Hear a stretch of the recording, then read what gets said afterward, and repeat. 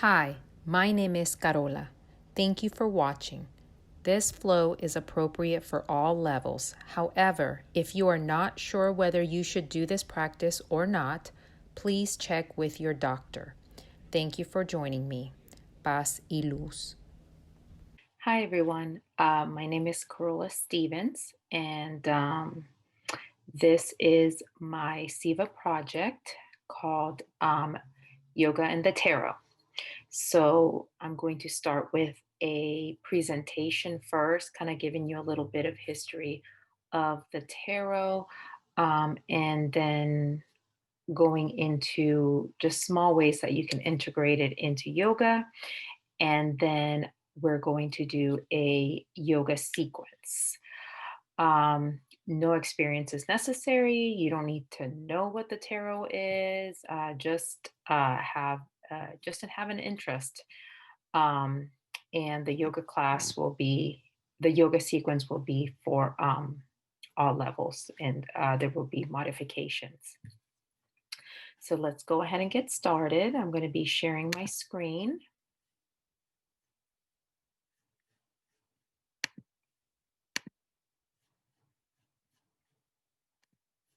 Okay, I apologize. All right, there it is. Okay, and let's get started. Okay, so I apologize for those of you watching the video. I tried so hard to figure out how to record my little video within the recording, and I just couldn't figure it out, and I was just wasting so much time. I figured, well, at least y'all can hear my voice, and then I'll just stop the sharing and show you the different things that I want to show you, and then go back to the sharing. So again, this is my SEVA project workshop. So it's yoga and the tarot. It is about 2 hours long with a break built in between. And this is just to learn a little bit about the tarot and its history, along with small and easy ways to integrate it into your yoga practice.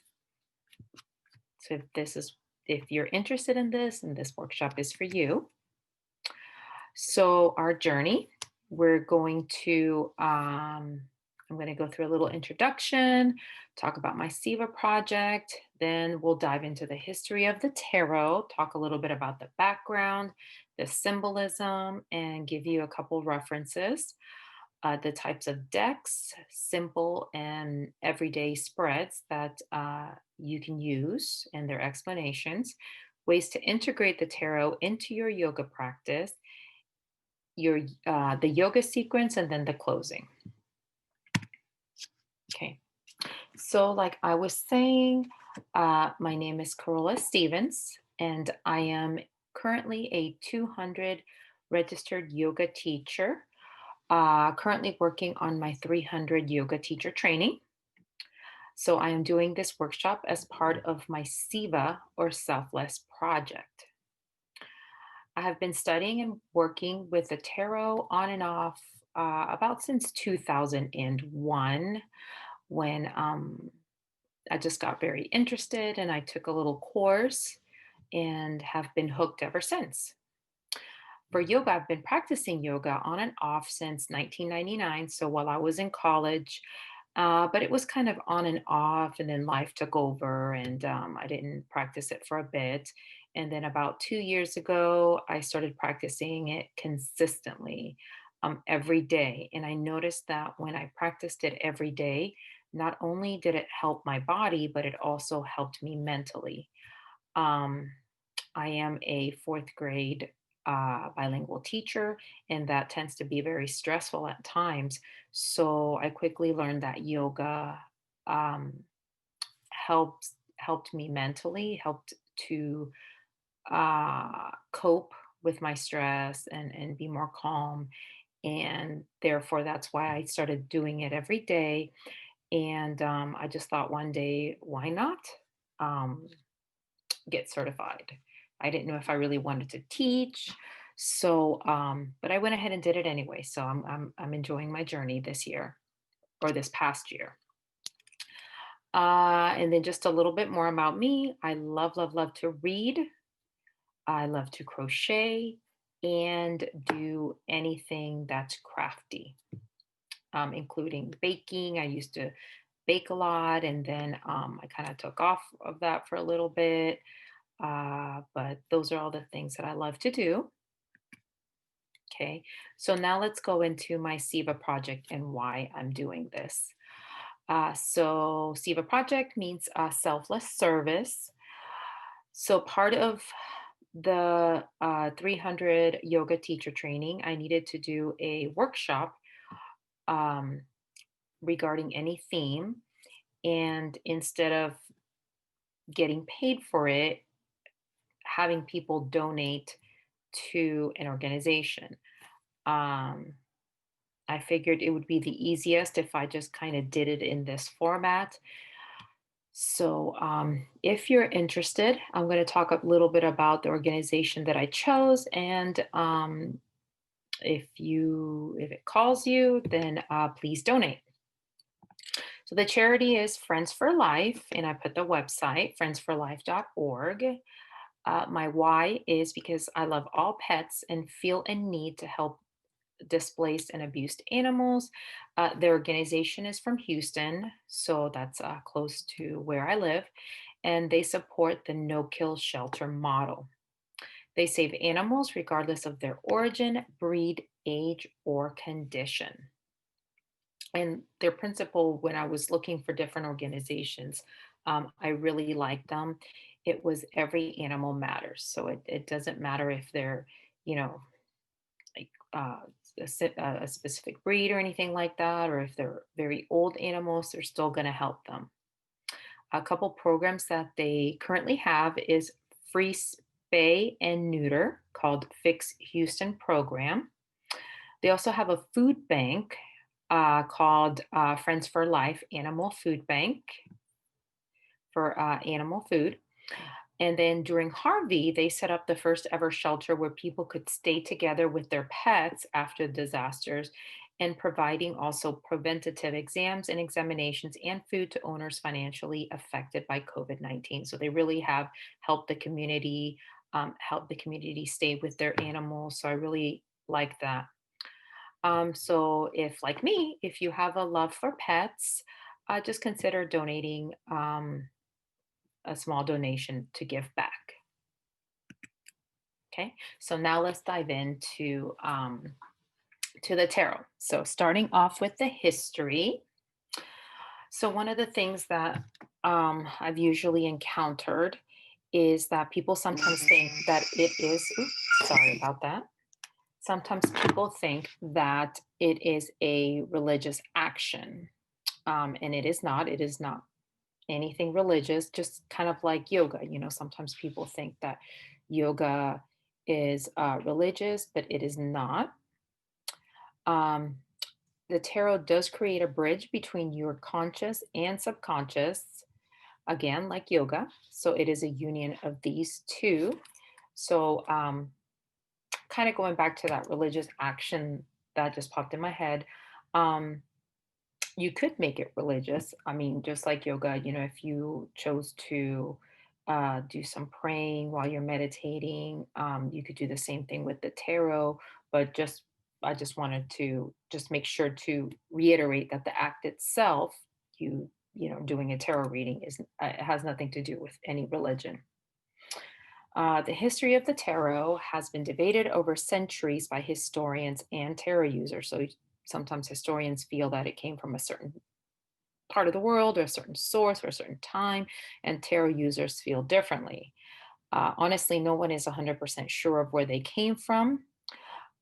Each person has their own theories. So I'm going to kind of talk about those different theories. So the word tarot is said to come from the 14th century Italian deck called the tarocchi, meaning triumphs or trumps. Also, another thing that I found was there was a 9-volume compilation called the Court de Gebelin, which suggested that the tarot came from an Egyptian holy book and was brought to Europe by the gypsies. So I noticed that there was these two different theories, one kind of coming from Italy and Europe over there, and then the other one kind of dating back to the Egyptians. So I'll mention those two later on in the presentation. So for the so the tarot kind of started initially as a card game. So most sources agree when I was looking through the different sites and books, they originated around the 1400s. One theory that I found is that it came from the Mamluk game cards and it was brought to Western Europe from Turkey. So this one was suggested that it came from Turkey. And then from there, it said that by the mid 1400s, then the Italian artists began painting additional cards to add to the suits. Wealthy families, and an example of a wealthy family that I found was the Visconti family of Milan that had these artists commission cards of their family. So, pretty much in this timeline, you have it coming from Turkey, from this Mamluk um, card game, and then brought to Europe, which then um, the Europeans started playing card games. And then Italian families, wealthy families, started commissioning artists to kind of make like almost like a suit, but of their family images. These decks that were created were known as the carte da trionfi, or cards of triumph.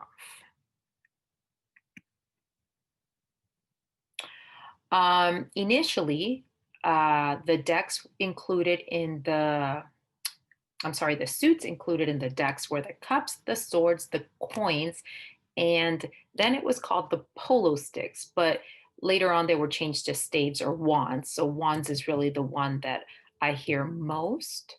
The court cards consisted of a king and two lesser males. Um, so I'm thinking probably something like the knights or the fool or something like that.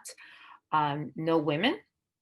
However, later on, uh, the tarot cards started incorporating women. So it had the queens, then it included the trumps, which are the wild cards, and the fool. Okay. And this eventually brought the deck to 78 cards. So remember, the wild cards are there because this was originally a card game. Um, then aristocrats started enjoying different card games. One of them was called Tarocchi Appropriati, in which players played a game similar to the childhood card game of MASH. The earliest known decks, similar to tarot, were used to play a game related to modern day bridge called Tarok. And the French then took that word and absorbed it and started calling the deck the French tarot. So a lot of European countries kind of adapted their own um, version of it. But the interesting thing was that it really originated from a card game. Also in Germany, there was a game known as the Tarok. So it's funny how all these different names are just different versions of the word tarot. However, around the late 16th to early 17th century, these decks began to be used for divination. So maybe a couple hundred years later, they started figuring out that hey, we can use them to kind of answer those questions that we have, or help us to answer them. Around the 18th century, people began to assign special meanings to the cards and suggesting spreads. We're going to talk a little bit about spreads later, but essentially, a spread is the way that the cards are laid out, and each position has a meaning to help you with your with whatever concern you have. Today, the tarot deck is divided into the major arcana, which is consists of 22 cards showing the fool's journey. Um, so the fool's journey shows the different stages a person must take to reach inner enlightenment. And then you have the minor arcana, which are the 56 cards that are left. And within those 56 cards, those are split into four suits, which are the wands, the cups, the swords, and the pentacles. And then each of these suits show a different approach to life. So when we start talking about the symbolism and what each of them means, I will go more into it. But right now, let me stop sharing here. So I kind of wanted to show you what I was talking about, the major and the minor arcana. So for the major arcana, these are kind of like a little bit like, to me, I see them kind of like that cards of like, they're more stronger in the deck. And there's 22 of them. So when you go through them, let me show you here. Okay, so these are the 22 cards, right? So at the top, you have the number of each of these cards.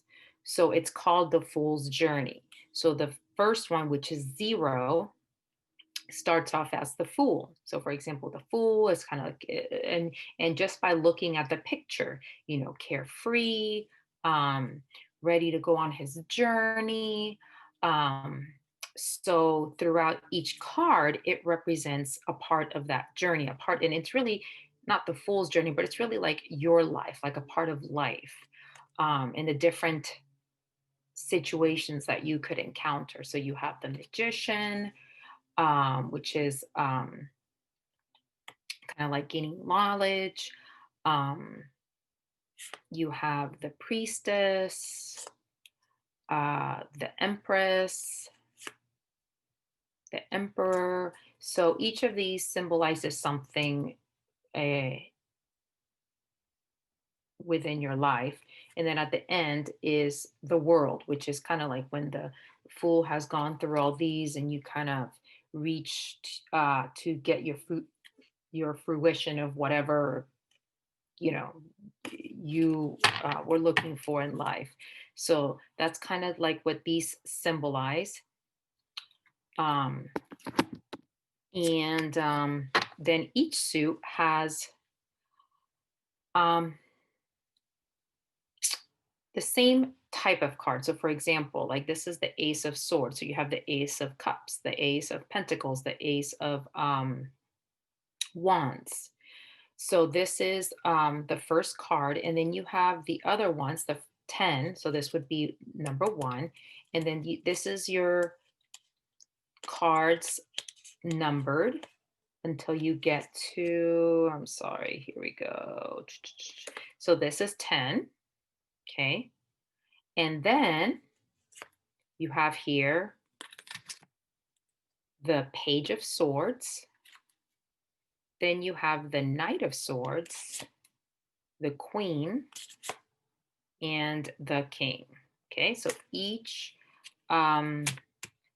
suit contains those same cards, just of the suit that they are. Okay, and each of them has a different meaning that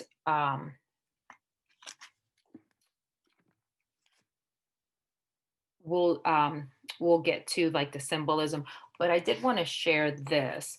So I love, love, love this book. I'm sorry it looks backwards on the screen, but I do have it on my resources. It's called Learning the Tarot.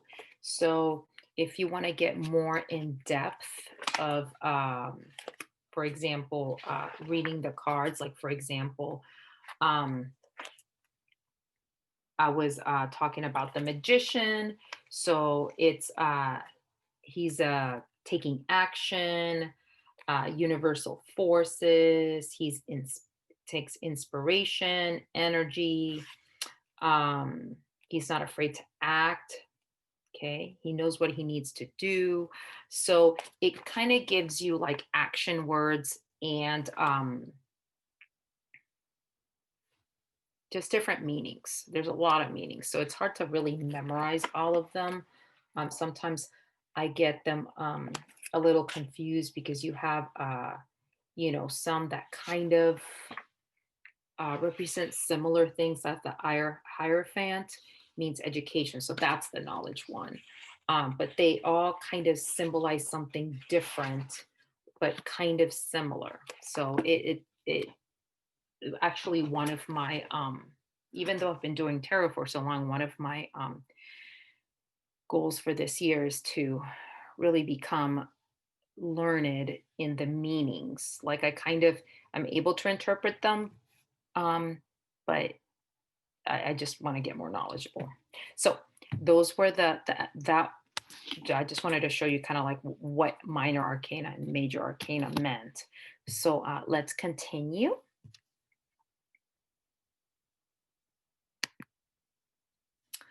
Okay. All righty. So where were we at? Fool's Journey. Okay, so we finished this part. Oops. Okay. So the deck that I just showed you, the major arcana and the minor arcana, that's called the Rider Waite. So that's one of the most well-known decks, and usually the deck that most everyone suggests that beginners start out with. It was published by William Ryder and A.E. Waite in 1909. And then both of them commissioned Pamela Coleman Smith to illustrate it. The deck included a book called The Pictorial Key to the Tarot by Waite, explaining the meanings and symbolisms of each card. So, excuse me. So there's different publishers for Rider Waite. So I have this one deck. Actually, is really cool because it belonged to my grandfather, and I did a little research on this deck because it was published by University Books, and that was around the 60s. So I found out that this publisher does not exist anymore. And I'll show you the one that actually does it now. But they would publish these. So these are a little bit different. So if you look at let me show you the back. So for example, the deck that I bought when I first started is the Rider Waite, but it was just by a different publisher. So here's the back.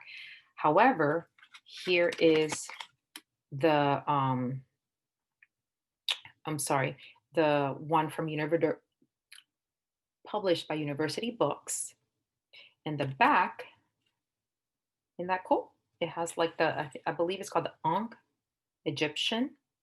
So that's something that we're really gonna talk about too. Like I mentioned in the beginning, some believe that the tarot came from the Egyptians. So in a lot of the tarot, you see um, a lot of Egyptian symbolisms in there. So I thought it was cool that this in the back had that. But yeah, it's really neat. I'm happy that I was able to get a hold of my grandfather's deck. And it was complete. So I checked it, made sure. So I was really happy. And what was really cool is that part of it, he had the book that A.E. Waite, and his name was Arthur Edward Waite, wrote for the deck. So it's called The Pictorial Key to the Tarot, being fragments of a secret tradition under the veil of divination. So it says illustrating the greater and lesser arcana from designs by Pamela Coleman Smith. with an introduction and note on the tarot as a game by Gertrude Moakley. So that's the book. It was also published by the University Books. So it is really, really cool. Um, and this one, let me see. So the copyright of this book is 1959. So it's pretty old. Um, this publisher doesn't, I believe, doesn't exist anymore when I first started looking into it. And what it has is kind of the same thing as like the book that I showed you by Learning the Tarot by Joan Bunting. Let me find a good picture here. So it shows you gives you a little explanation, and then here it shows you the card that it's talking about. So I'm assuming they probably have these still around, just a different publisher. But I was really excited that I was able to get it. So, that's a good little book to get. Let me put these here. So let me go back to sharing. Oops, sorry. All righty. So, so the tarot, the Rider-Waite tarot, started gaining strong popularity by the 1970s when Stuart Kaplan got the publishing rights. So he must have done something different to sell them. But he also published a book called Tarot Cards for Fun and Fortune Telling. So he started selling the card decks plus his own book. Okay.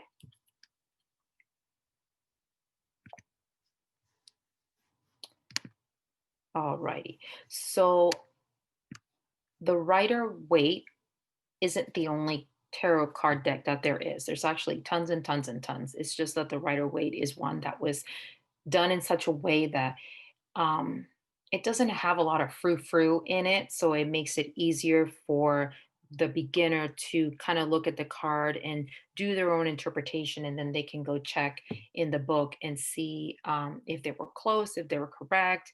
Um, so it just makes it a lot easier to interpret. I remember when I first bought them, I was thinking, oh man, it doesn't have anything like cutesy or cool like the ones that I've seen, but they quickly became one of my favorites because it was really what helped me to learn the tarot. And even now, even though I have the different ones, which I'll show you what I have, I still always go back to the Rider-Waite. Okay, but moving on. Another deck is called the Egyptian Tarot. So the Frenchman named Jean-Baptiste Alliette, he wrote a book called Etala, or The Art of Reading Cards. So what he did was he named the book with his last name just flipped around. It says that he learned divination by using a 32 card deck used to play a game called piquet. So again, he kind of took that original card or deck and thought of his own type of divination. He was one that he was in agreement with the Court de Gebelin's writing that stated that divination cards had Egyptian symbolism passed down from ancient Egypt. So he believed that the tarot came from the legendary Book of Thoth, or Thoth, I wasn't sure how to say that. And the book is said to be written by Thoth, the Egyptian god of wisdom. So he was a believer that the tarot was passed down from the Egyptians.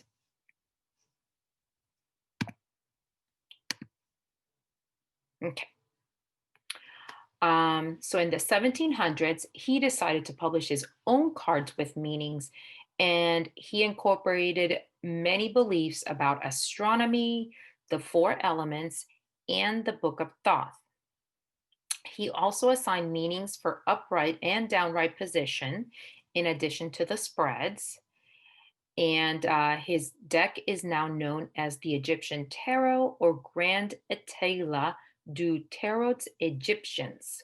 So I was able to find a picture, and the source is eclectic.net, of what this deck looks like. It was really hard to find because they've made kind of variations of it, but I wanted to find the original one to show y'all.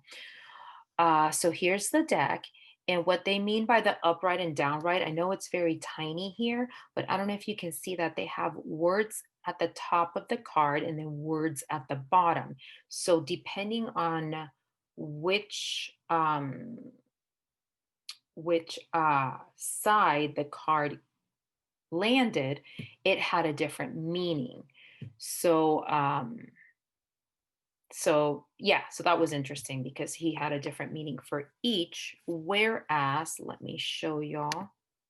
So for example, so the card that we were uh, talking about initially was the Rider Waite.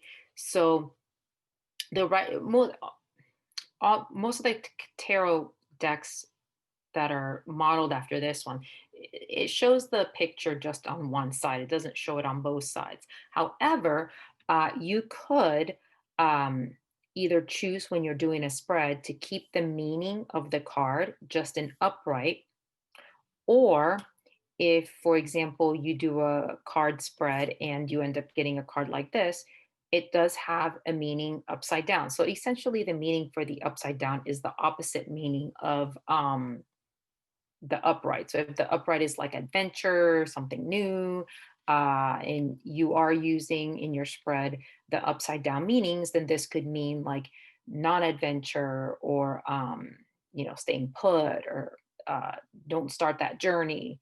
It could mean something like that. So it's just the opposite. So I wanted to show you that. Um, I personally don't use the upside down. Before I do any spread, I always know in my head that if the card, I flip it over and it flips over like this, the meaning is just whatever it is like this. So it's always in my head. And the intention is there that it's always going to be the upright meaning. So I just wanted to share that.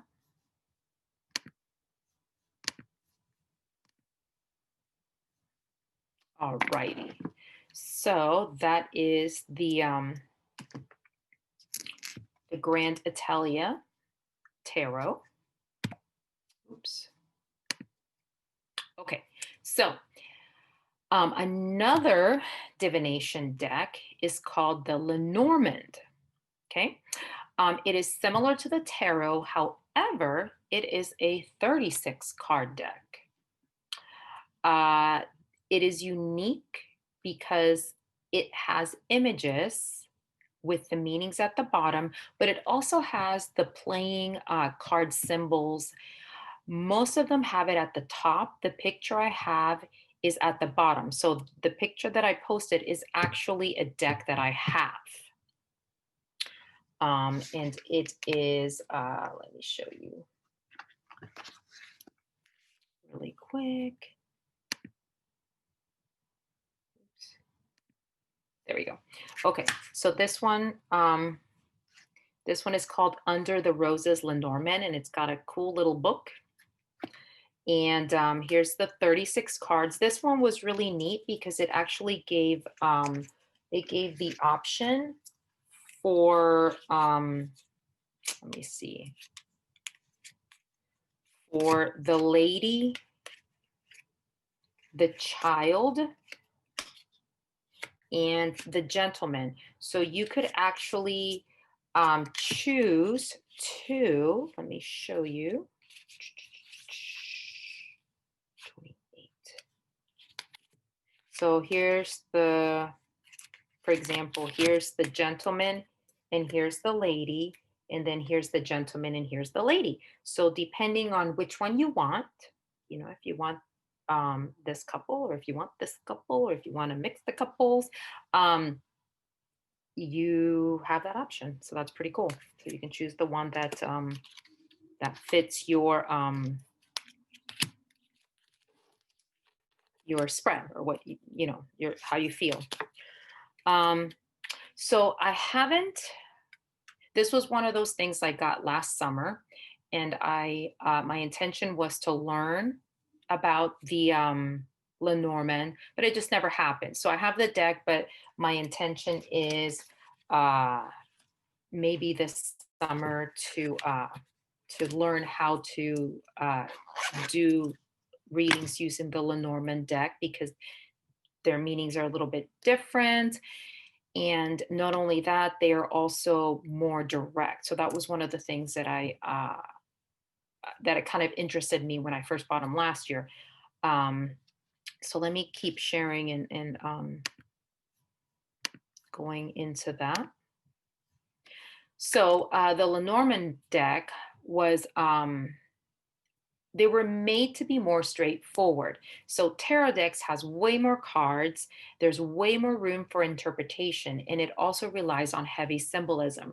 If you remember, I mentioned that a lot of the cards, they still kept that Egyptian symbolism that um, came from the 9-volume book.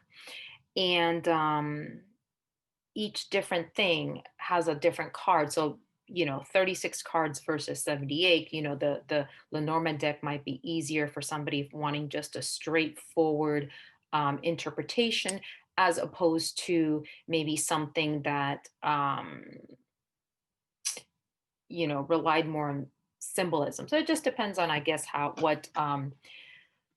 what interests you more. Um, so the Lenormand deck was named after a lady. Her name was Marie Anne Lenormand, and she was um, a divination reader. However, they were named the Lenormand deck well after she passed, so it wasn't while she was alive. On top of the Lenormand deck, there are many, many, many different kinds of decks that have been around through the centuries. So a couple of them are the Tarocchino Bolognese deck by Giuseppe Maria Metelli. So that's 1664. So I tried to do them all from like the way, way, way past all the way to closer to the present. Les Amusements des Allemands, which is German entertainment. And that was around 1796. Geographia Tarocchi, 1725. The Thoth Tarot, 1943. Le Scarabée d'Or, or the Golden Beetle.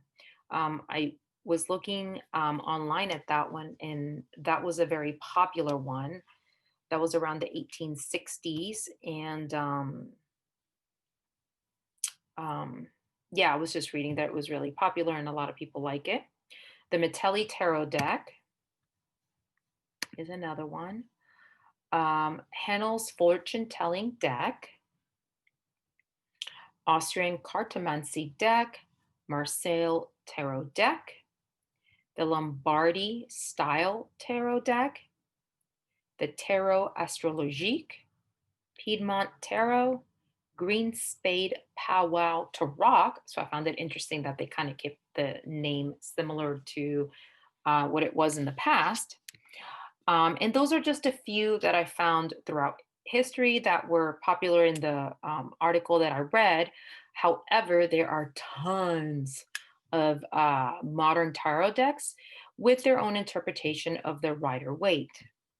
A great, great website to check out is eclectic.net/tarot/cards, which has tons and tons of decks that you can check out and see which ones you like. So I like the website. Sorry, it's weird talking when I'm not really talking about the slide, but I really like that website, and I found them years and years ago because sometimes I'd want like maybe a tarot deck that was I don't know, fairy related or mermaids or just they have so many different themes. But the thing is, it's like when you go to Amazon or when you go to a store, you really might see one card and you don't know if you like it or if you resonate with it. So Eclectic, they have a lot of decks and they show you all the different cards that is within that deck. So I found that really cool because I can look through different decks and kind of see, oh, I really like this one. Um, this is one I want to get. So I'll put it in my little list of decks to get. And that's really helped me out a lot. They also have a lot of, and we'll talk about them also a little bit. They have Oracle decks too, so you can also look at those and see which ones you like. They also have a kind of like a blog. People post questions, and others in the community post answers. So it's a really cool website to go to get a lot of information on the different tarot cards. Actually, where I found the picture of the Egyptian tarot, the original one, it was from that website because apparently somebody had it and they were asking questions on how to, they were confused about a certain card meaning. So it really has a lot of good information in there. So let me, all righty. So yes, very good website. Okay, so now I'm going to go into my personal tarot decks. So these are the ones that I have. I wish I would have put that was one of my intentions to put the names here. But this one is the Light Seer Tarot. I really, really, really love this one. The Good Tarot, Shadowscapes. I love that one. Most of these come with a little booklet, and they give you kind of like the meanings or the interpretation of the artist. But for this one, they some of them, which is kind of cool, they have apps on the phone for them. So I had bought the app for Shadowscapes a long time ago, and it came with the full book, but just digital form. But I really, really, really liked the cards. They were really pretty. And I just liked their interpretation. So eventually I ended up buying the deck. This one is the Druidcraft Tarot. So this is Druidcraft Tarot. This one is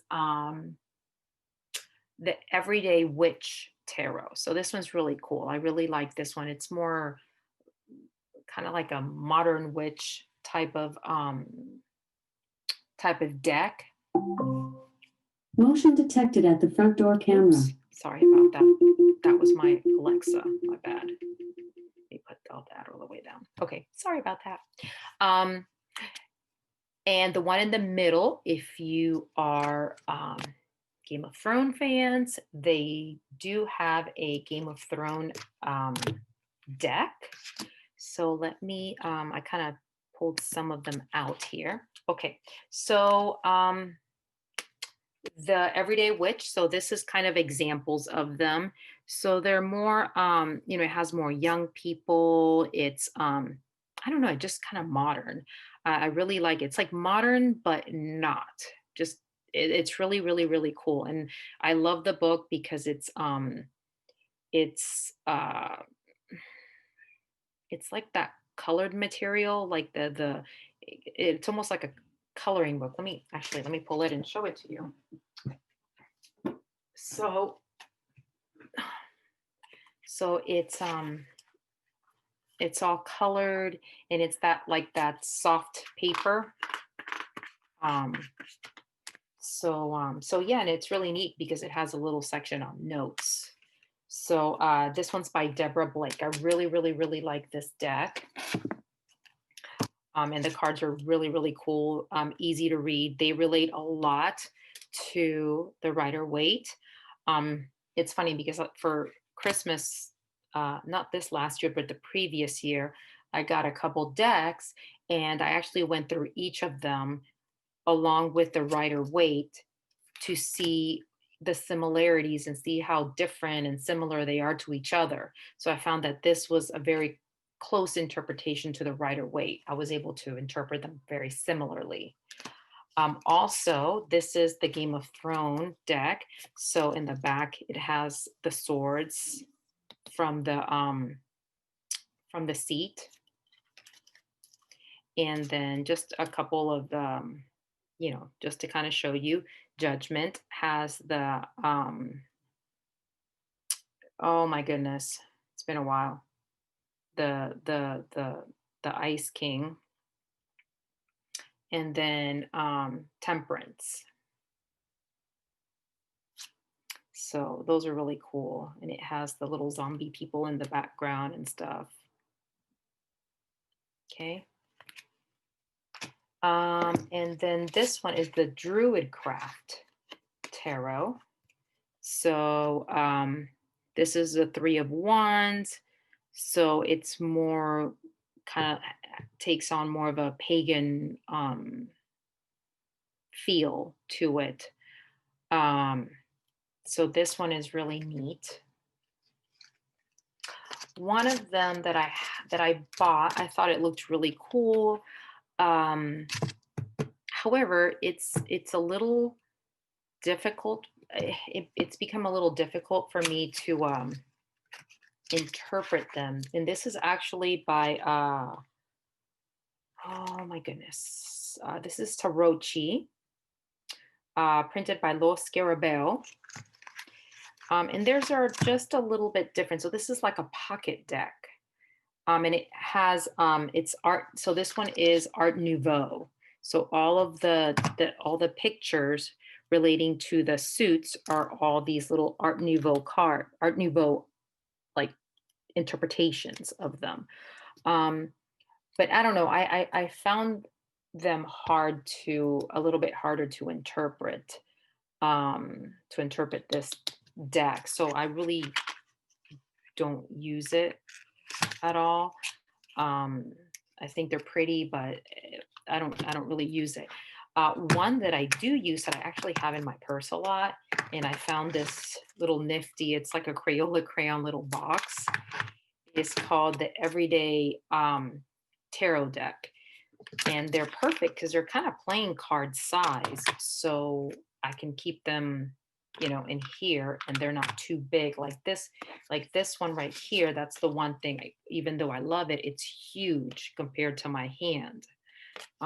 This one is very small, so it makes it easier for me to shuffle and stuff like that. So for example, here's the High Priestess. So it's very simple, sleek, not too much frou-frou in it, so it does make it easier to interpret. Here's the Ace of Cups, Wheel of Fortune, which is kind of very similar. And look at that again, that Egyptian symbolism right there. Very cool. So yeah, trying to see if I can find. So here's for example, just to kind of show you similarities. So you see, this is Rider Waite. This is the Everyday Tarot Deck. So you see how similar it is. So you don't have to really dig deep into the interpretation, because if you know this one, then this one makes it, it makes it easier just to go between them. So I just wanted to show you that. I think there was another one that I wanted to show you. I think those were the main ones. Let me go back here to share. Okay, so yeah, so those are the ones that I have, my personal tarot decks. And you can find tons more.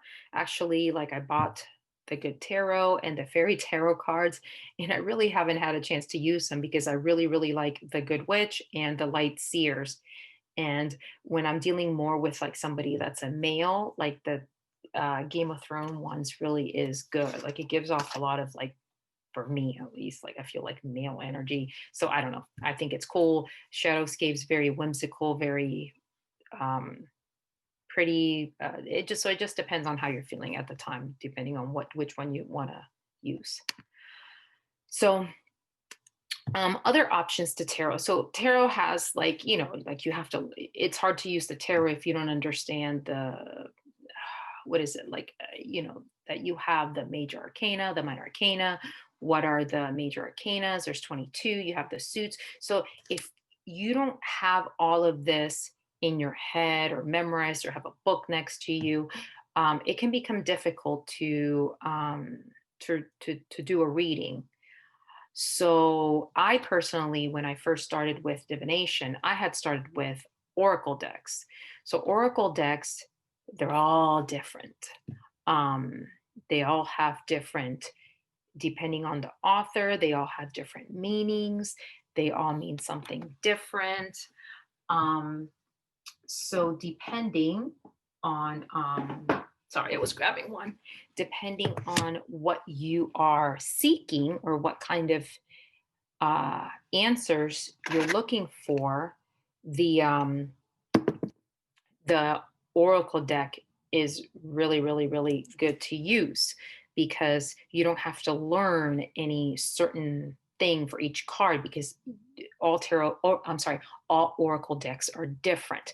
The only thing that you kind of learn is the spread, like which way you want to lay them. But then you essentially just use the book that it comes with to kind of learn the meanings of the cards. So just to kind of show you, let me go here to stop share.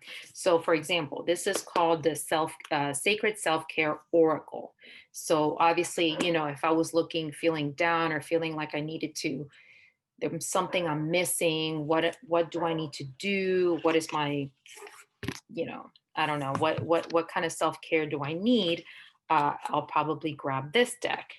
So like I said, and I apologize for my dogs. Um, all Oracle decks have a booklet. Most of them, I mean, all the ones I have, they came with the book. So I'm going to assume that they all have their own book. And within it, it has the card. It'll have the card, the picture, and then it'll give you the meaning, the meaning of the author or the illustrator, and how they want you to interpret this card. And usually there's even like a little activity, like this one has a journal prompt. So if, because it deals with self-care, it gives you a little prompt and you can kind of write about it. So each card represents something different. So for example, this one is a 55 card deck. So that's the other thing. They all can be any different number of decks. So this one, for example, 12 is connect with fire. Number 26, it says health checkup. So it gives you different things that would be related with self-care, and you would look in the book and kind of determine what is the meaning of the what is the meaning of it. And since we are talking about yoga also, figured the self-care would be a good one. And then this one is also a good one, the yogic path. So this one also comes with a book. The book is much bigger, and it's awesome because it has all the different pictures, and it shows you what each of them are. So if you're not into tarot, but with like an oracle deck, but you're also doing yoga, this one's really cool because it has cards relating to the spirituality, meaning dharma. It has dharma, karma, atman. So each of these is a card. Ayurveda, the chakras, yoga, yamas, niyamas, the asanas, pranayama, all of that, and the different deities. So this one's really cool. It's done by Sahara Rose. I bought it early on when I was doing my 200. So same thing. Each card represents a different theme. So this one's samadhi. Okay. And if you did your spread, you got one of these cards, you would, first I always look at it and see what is it telling me? How do I interpret this card? I don't go straight to the book. I want to see, how do I feel when I look at this card? Do I feel goodness? Do I feel dread? Do I feel like, how am I feeling? So that's usually what I do prior to looking at the book so that I start learning more and more the meanings. Okay. So I just wanted to show you kind of what I have. And like I said, that one website has tons more. Alrighty. So symbolism. And I apologize. I am taking a little bit longer than I thought. I just get really excited. I like talking about the tarot. Okay, so the symbolism of a tarot, it has changed throughout many years. Initially, there was a lot of Christian symbolism, but that's because it correlated with the times that it was created. So, especially if it really did come from Turkey and then go to Italy, Italian, uh, big Catholicism back then. So, hence the Christian symbolism. But then, as decks started becoming more and more for divination, remember it was first a card game, the symbolism started to change to reflect the artist's intention. Due to the writings of that 9 volume uh, books called the Court de Gibelline, many Europeans researchers believe that the religion and the writings of ancient Egypt helped major insight into the human existence. So, Egypt is the writings of Egypt, the Book of Thoth, all of that is really big into the symbolism of the tarot. They felt that by linking tarot imagery to Egyptian mysticism gave cards greater credibility. And like I mentioned, a lot of today's card decks, especially the Rider Waite, has Egyptian symbolism in it. Um, so yeah, that was doing research for this workshop kind of made me more interested in wanting to learn more about or learn deeper about the symbolisms of the cards because that can really help you to interpret them even better. Alrighty, so talking about the symbols, or the symbolism of the tarot. So this I put together from inspiration from the websites that I put there, tarotteachings.com. If you're interested in the symbolism, um, she has a whole like writings and stuff about the different symbolisms, what she's learned, and stuff like that. So just quickly, you have the 4 suits, which are the pentacles, the wands, the cups, and the swords. And then other names are the coins and the discs, the staves, goblets or chalices, and then the blades and athames. For the pentacles symbolize wealth, the physical, and health. The wands are creativity, action, and passion. Actually, you know what? Let me just start with the pentacles and just move down. So, health, wealth, and physical. The color is green. It is related to fall, and the zodiacs that fall under the pentacles are Taurus, Virgo, and Capricorn. I'm a Taurus, so I tend to gravitate towards that suit. Earth is the element, realm of home. For playing cards, they're symbolized as the diamonds. It is female, gender female, and then the direction is the east. For the wands, you have creativity, action, and passion. Yellow is the color. Spring is the season. The zodiac is Aries, Leos, and Sagittarius. The element is fire. Realm spirit. Playing cards club. It is male and south. For the cups, you have it's emotion. It's empathy, love. Um, Color is red. Summer, Cancer, Scorpio, and Pisces. Water, heart, Playing cards is the hearts, I'm sorry. Gender is female. Direction is west. And then finally, the swords, thought, challenge, and observation. Indigo, winter, Gemini, Libra, and Aquarius. The element is air. Realm is mind. Playing card, it is symbolized as the spades. Gender is male, and the direction is north. So all of that kind of goes into when you are interpreting the cards. And here's just another one. Um, these are the different what is it like how when you see when you get wands, it symbolizes enthusiastic, ambition, power, intuition. So each suit has their own kind of symbolism, and then within each suit you have all the different cards which have the different meanings. So it really is a lot to learn. uh so talking about the spreads, so reading the tarot is an intuitive practice that depends on how you map or design your layout.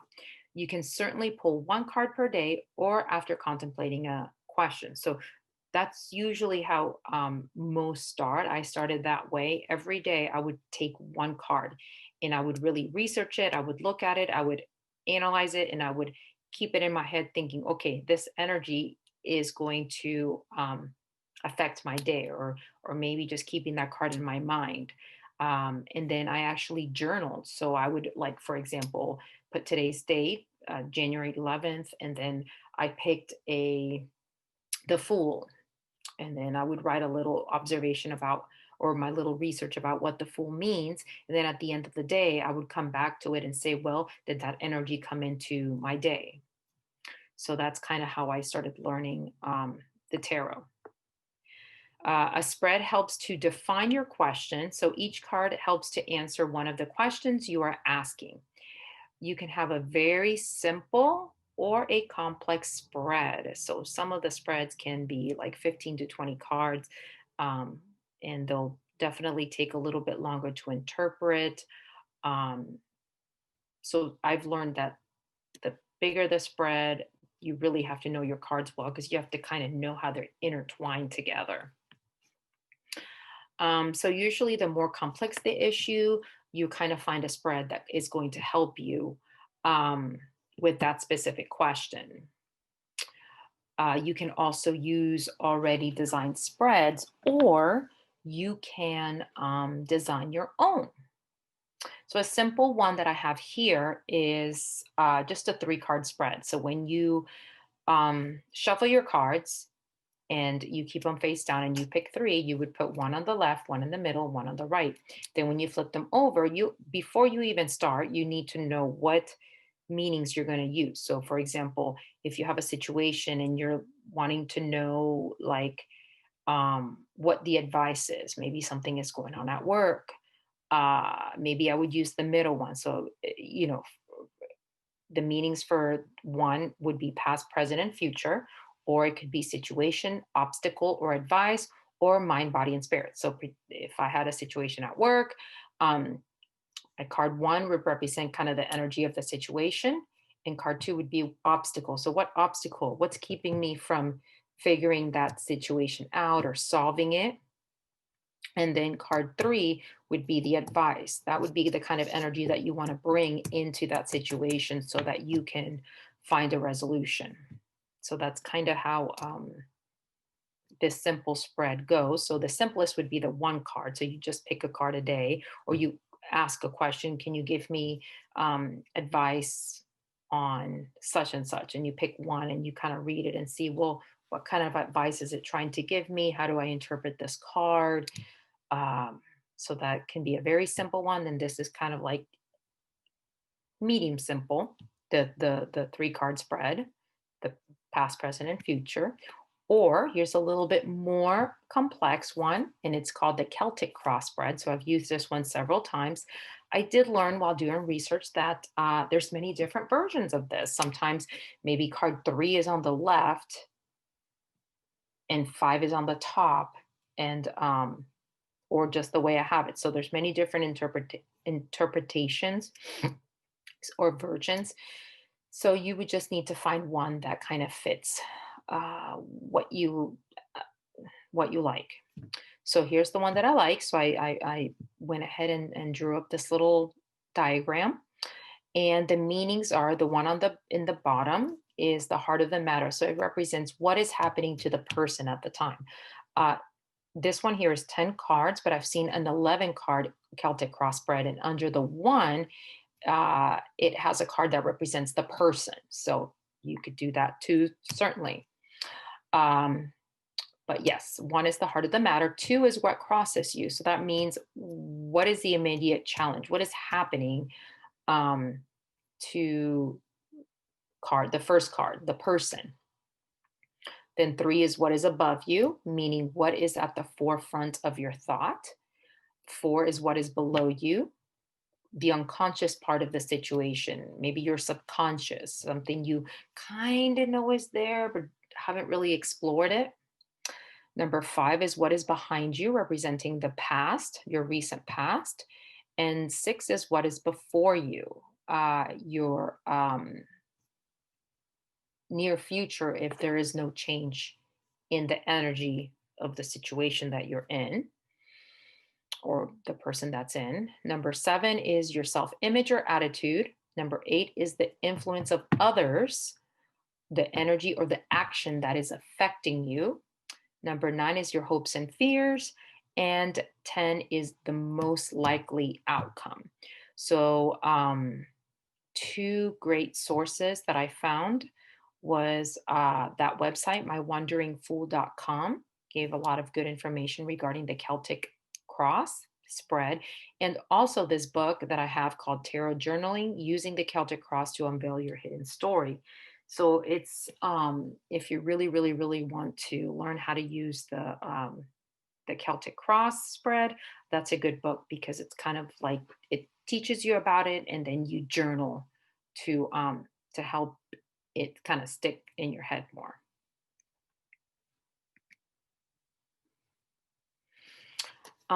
And then, of course, now after going through all the different history and what is the tarot and all that good stuff, now let's kind of circle back to yoga. So, ways to integrate the tarot into yoga. Okay. Uh, you can center yourself in easy pose. And then, once you've done a little pranayama, uh, spread the cards in front of you, and you can focus on your intention while you're doing yoga. You can also do a yoga sequence and to quiet your mind. And then at the end of the practice, then if you're wanting to do a more involved reading, uh, after you do your shavasana, maybe then sit in easy pose and then start your spread. And now you're more grounded, you're more centered. Maybe you can make your yoga sequence be grounding, uh, kind of like how we're going to do today. You can also in the morning, you can, or anytime actually, but I like to do it in the morning because it kind of drives my day. So you can draw one card and meditate on the meaning of that one card. And like I was saying before, kind of see how that energy affects you throughout the day. And then finally, journaling. So after practicing your yoga sequence regarding the one card that was pulled. So once you pull that one card, you set your intention, and that's your intention for your practice. You do your sequence. Afterwards, after shavasana, have a little journal next to you, and then you can journal. How do you feel um, after your sequence? Did that energy of the card come to you, or maybe do you now understand more why that energy came to you? Another way that I didn't put here, because it's more if you're teaching yoga, is that you can also I would probably suggest having one deck if you're going to use it with a class and you only use it for the class. Um, you can have that one deck and then shuffle it. And then before you start class, go around and have everybody pick one card and lay it face down in front of them. And then as they're centering, start your centering, your pranayama, and then have everybody flip their card over and just look at it and analyze it and see what it's telling them. What is their interpretation of the card? And then have them set that as the intention for their practice. Um, and at the end, you could, talk about it, or if you want to talk, if you did want to break, the class kind of there and talk about everybody's you know, feelings about it, then you could do that. So really, it's up to the teacher. You could do it however you'd like, but that would be a good way to integrate it. Okay. Um, so these are all the resources and websites that I found regarding the books and websites. So I'll also make sure to put these in the blog so that you can at least click on the websites. So this helped me with my research, creepaloo.org, 6 reasons why tarot and yoga go together, and then analak.com or alanak, I'm sorry, .com, using the tarot as a mystical tool in your yoga classes. Hers really was the inspiration for me doing a workshop centered on the tarot. And then these are all books that I have.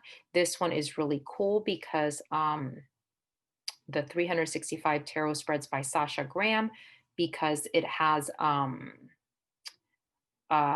actually 365 spreads. So you could do a spread a day, but I don't like using it that way. What I do is I go to the index, and depending on my question or my guidance that I need, I'll look and see what matches that and go into the spread and see if it's something that I want to use. What's cool is that it gives you a little synopsis, it gives you the meanings, and then it shows you the spread and how it's spread out.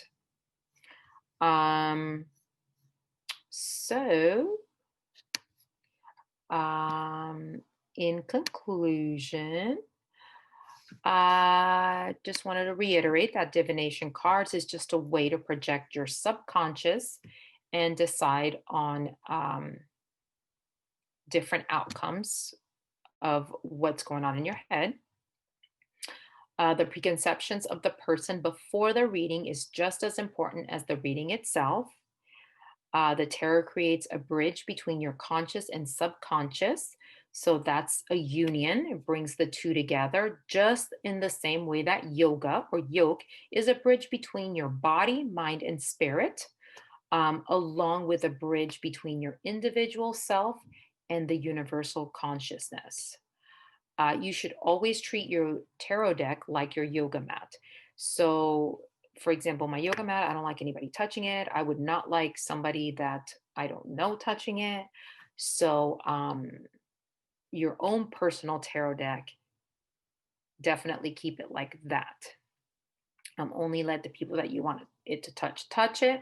However, if you use it to do tarot, like tarot readings for others, or if you have want to integrate it into your class, like I mentioned, I would have one deck maybe to use for your class, and then after class is over, you can cleanse it.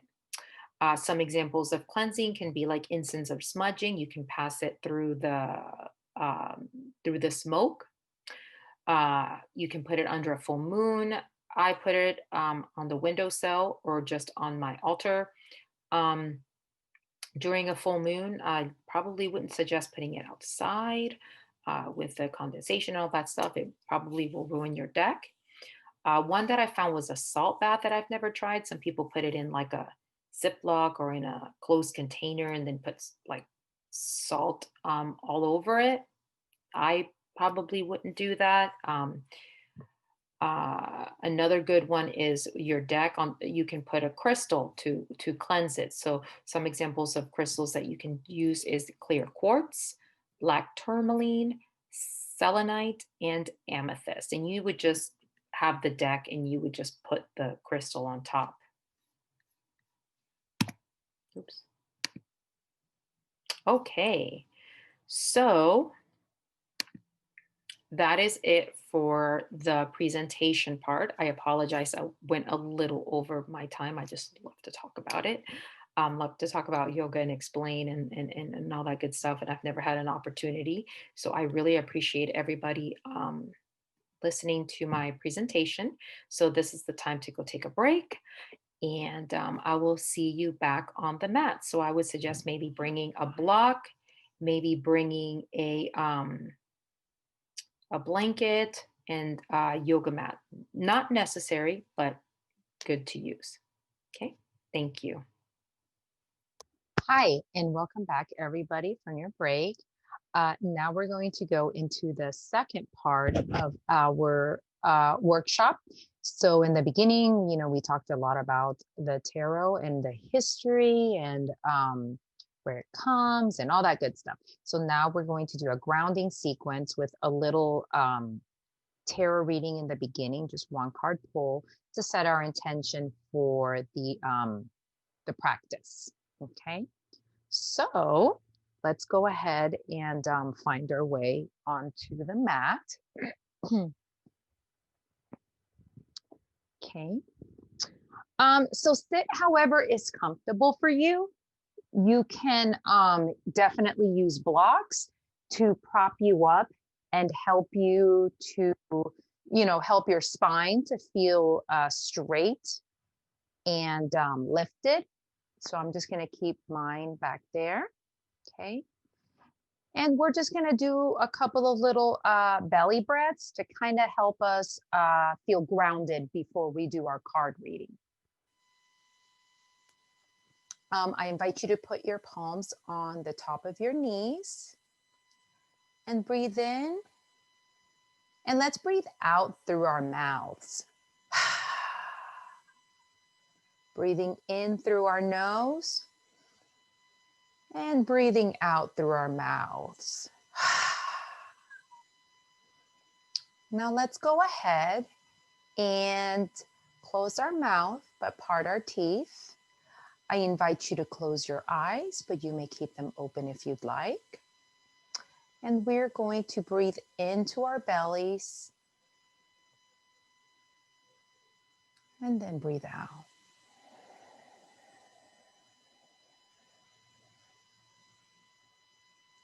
Breathing in through our bellies and out.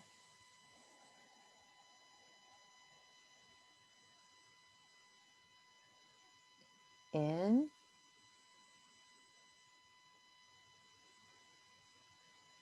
and out.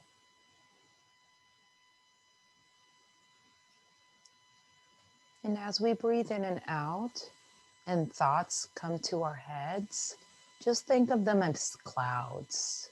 When you breathe in, let all the thoughts come and just allow them to make a presence without any emotion or angst. And then when you breathe out, just allow or imagine all those thoughts like a cloud just being pushed away. And if there's anything that you need to revisit after our practice, just picture putting it in a little purse or suitcase and just placing it on the side of your mat so that internally you'll know it's there, not forgotten, and you'll get to it right after your practice.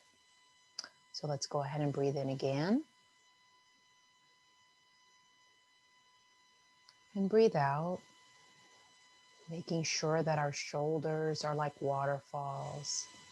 They go back and fall through our backs, our spine extended. And now when we breathe in, let's picture our breath coming into our belly and then now into our expanding our ribs.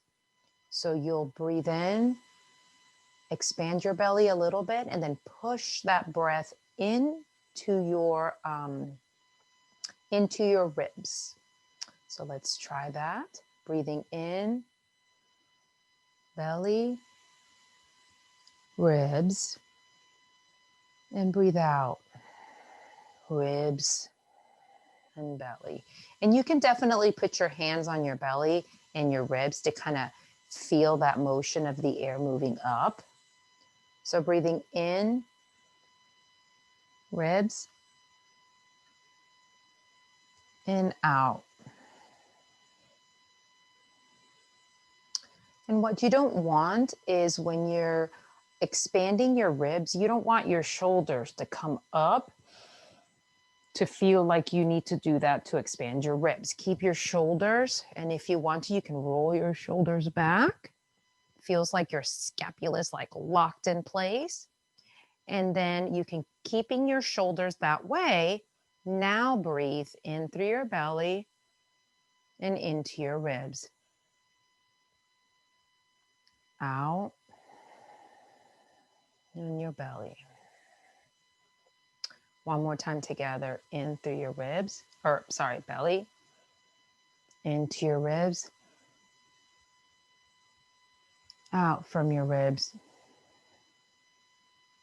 in your belly. Now I invite you to put your hands back on your knees, palms up, and as you breathe in, think of a number that you'd want to breathe in. So if you can count in 5 and then out 5. So you want to have even breaths. So breathe in and breathe out. Breathe in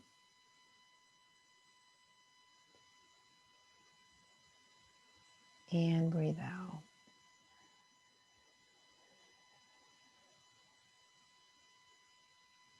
Breathe in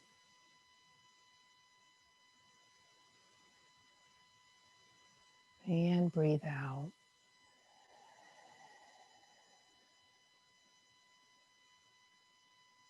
One more time, in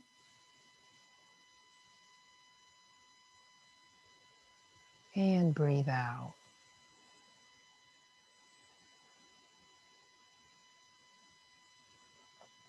Now, staying where you are, I'm going to go ahead and I have in front of me the Rider Waite deck. So this is the one that I'm going to use for our practice. I'm going to shuffle it, and we're just going to draw a card, the top card. I'm going to go back a little bit so you guys can see me on the screen. So there's many different ways for you to shuffle the deck. I'm just going to do a regular shuffle, like playing cards, and then I'm going to split the deck into three different smaller decks, and then put them back together, and then draw the top card. Okay, so just splitting it in half.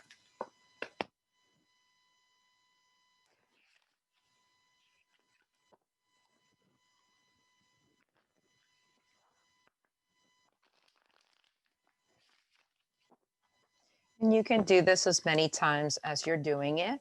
And while you're doing it, you're just in your mind, you're saying, you're kind of thinking, what do I need to know for today? What do I need to know to help me through this practice and to help me outside of the practice? Because we're going to use the one card to set our intention for the day.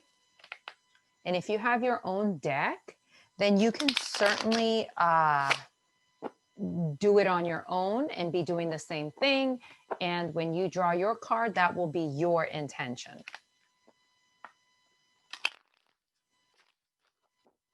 Okay. So now I'm going to split into 3 decks. Go ahead. All righty. So in front of me, okay, I have my deck, and I'm just going to draw my my top card. Okay, so let me go ahead. I'm going to go up to the front to show you the card. So the card that I drew, I'm sorry, it's backwards. It's the Queen of Pentacles. So remembering our symbolism, pentacles symbolizes earth, grounding, which is kind of appropriate because it's called a grounding sequence. The Queen is very motherly. She is welcoming. Look at how, just kind of looking at the card, look at how she's holding the coin, kind of like almost like a baby, looking at it lovingly. She's in a field full of flowers. There's a stream in the background. So it's a very peaceful and serene uh, type of environment that she's in. Okay. I like her look on her face. She doesn't look menacing. She doesn't look like there's any anger in her. She just has a very loving look as she's looking onto this this coin. I notice here too on this little side, there's a little rabbit. Okay, so there's some nature around there. There's some mountains in the background. So without even looking at the meaning, which I'm going to read here in a little bit, we can already start to determine kind of like the mood of this card. So it's definitely not a negative card. Definitely doesn't feel like we're getting any like something negative that's going to happen or anything like that. Okay, so I just wanted to show it to you. Queen of Pentacles. Okay, and you could analyze it if you have your own deck. Also, the throne has different symbols on it. Okay, so let me go back and I'm going to read the meaning from Joan Bunning's, yes, Joan Bunning's book. Okay.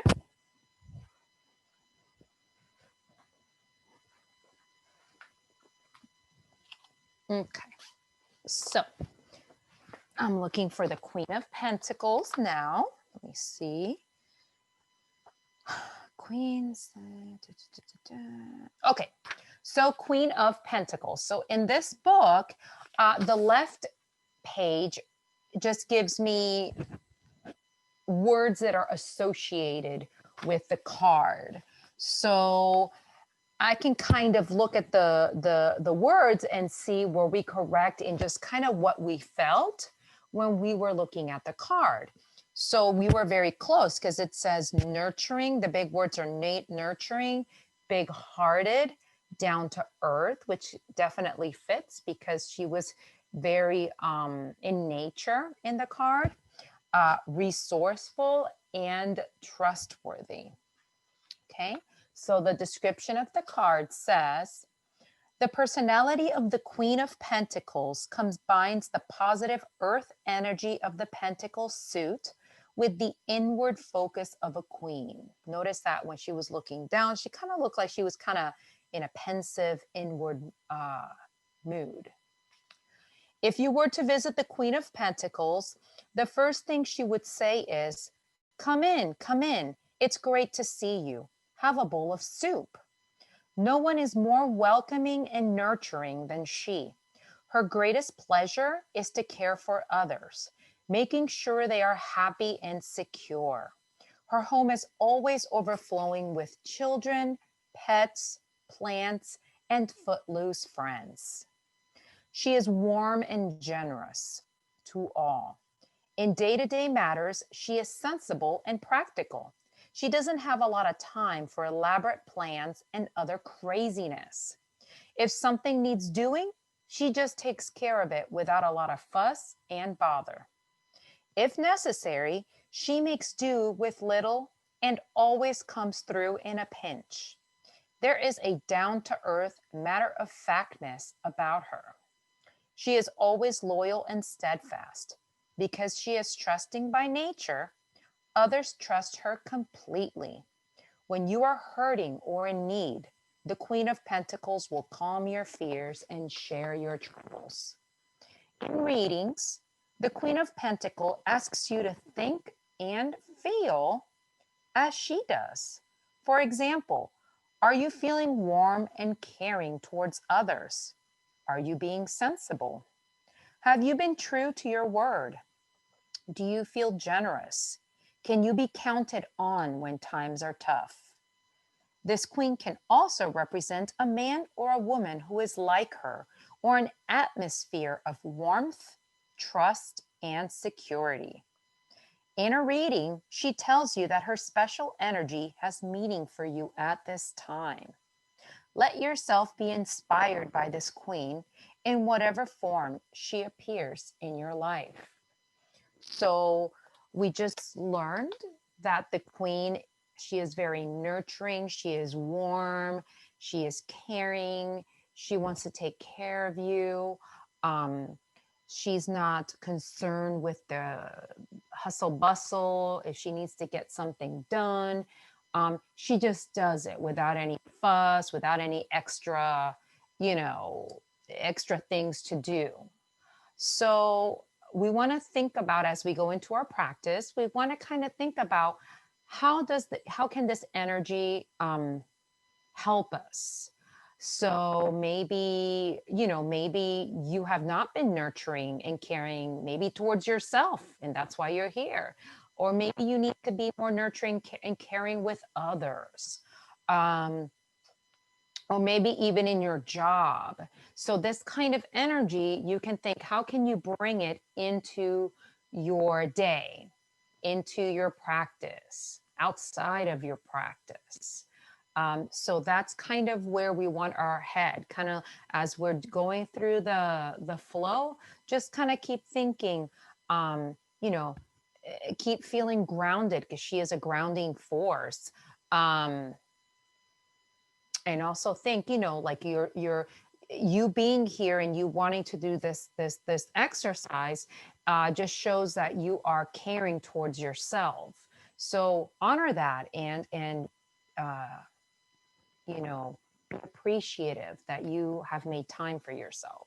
So if you have your own cards, you would have your own reading depending on what you picked. But I'm going to put this card kind of in the corner of my mat, just to kind of remind me throughout the practice of this energy. Okay. So let me go ahead and move that so we can get started. Okay. So now that we pulled our card, we know what it means. Let's go ahead and place our hands in Anjali Mudra. You may keep your eyes open or closed. And now set your intention for your practice. So now that we know our card, we know what it means, how are you going to bring that energy into your practice? So let's go ahead and breathe in and out, setting that intention.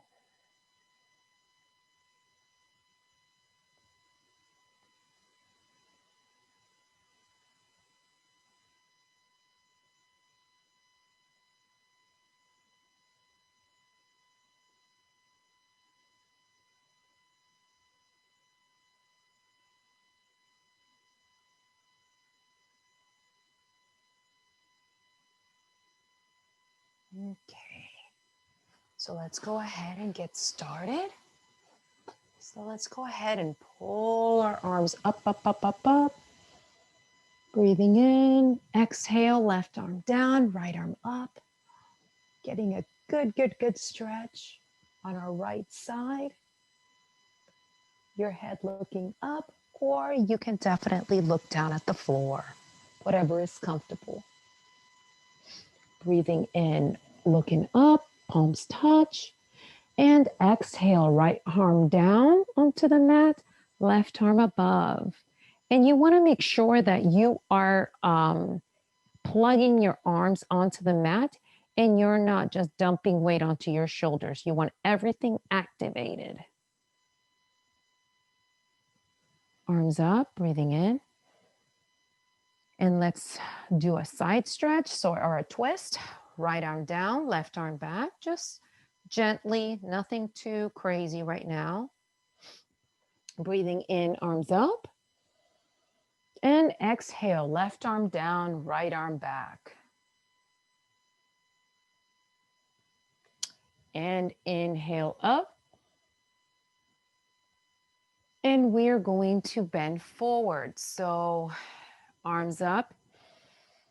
Inhale and exhale, putting our arms down and just going as far as it's comfortable for you. So maybe it might be here, maybe you might be a little further down. So wherever you feel that you need for today. Also making sure that our lower back is straight. So you don't want to bend your back, because then you'd be getting a back stretch instead of stretching our hamstrings and our our sides, our hips.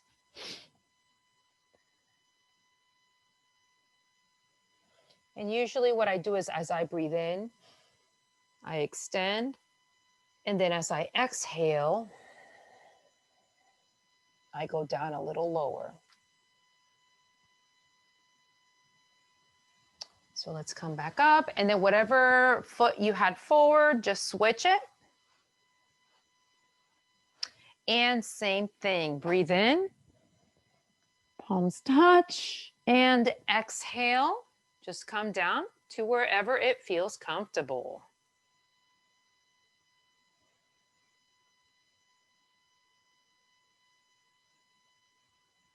Again, making sure that your lower back is straight. And inhale. So now let's go into tabletop. So legs hip width apart, arms, fingers down or hands down. You want them shoulder width apart, shoulders over the wrists. And then you want your back to be in neutral position. So you don't want it to be like this. You want it to be just neutral, like a straight line. You want to be actively pushing out of the mat so that we're not dumping weight onto our shoulders. Okay. And we're just going to do a couple of little cat-cows here. So inhale, drop your belly down, puff your chest out, head up, and exhale. Round your back and your head in. Inhale, belly down, head up, pushing actively into the mat, and exhale. You're looking down. And you can do whatever movements you like. Sometimes I like to twist left and right, just whatever you need to get your body warmed up. Okay. So now let me kind of move. I'm going to flip over this way so you guys can see me. So from here, we're going to take our right foot back and plug the balls of our feet onto the back. So we're stretching our calf. Okay. And then we are going to swing this right leg to the right. And you're going to put your feet onto the mat. So it would be essentially, you're like this. So you're going to be plugging them into the mat like this. And let's come up, arms up. And exhale, right arm down, left arm above. So we're just getting a good stretch.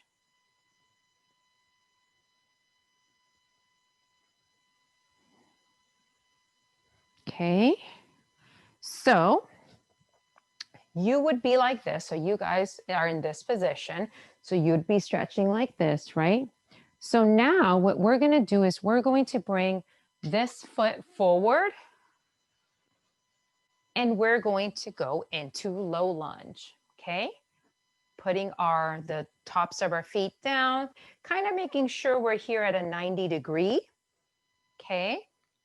And you are welcome to keep your hands on your knees or bring them up. But if you bring them up, plug them.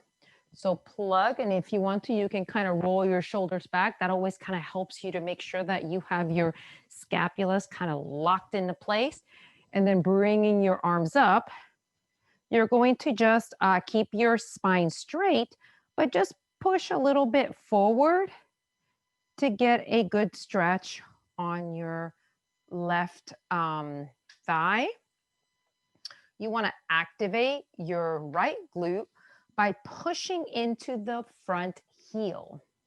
So you're kind of pushing into the front heel, you're pushing into this leg, you're kind of making this knee, both knees kind of wanting to touch, but not really.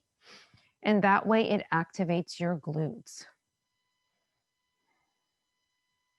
And then exhale, hands to the floor, framing your front foot. And we're going to go into a half split. You are welcome to grab some blocks, put them on the side if you need that height so that you are you're keeping your back straight and you're not dumping weight into your lower back. So you want to feel the stretch on your right hamstring.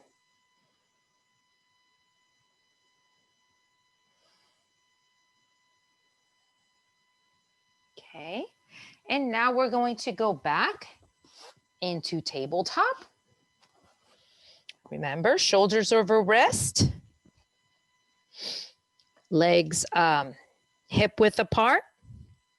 So we're going to plug in both of our feet onto our mat, and we're going to activate our core so that we push our knees up and back. So we're going to go into down dog.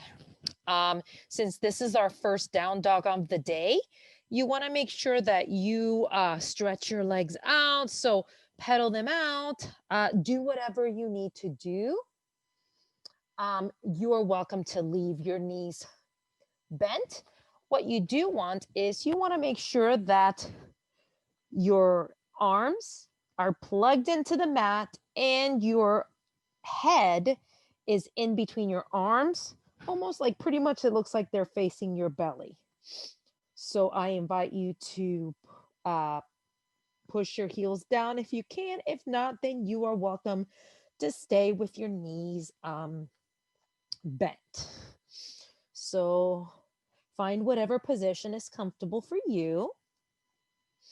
And we're just going to take 1 or 2 deep breaths here.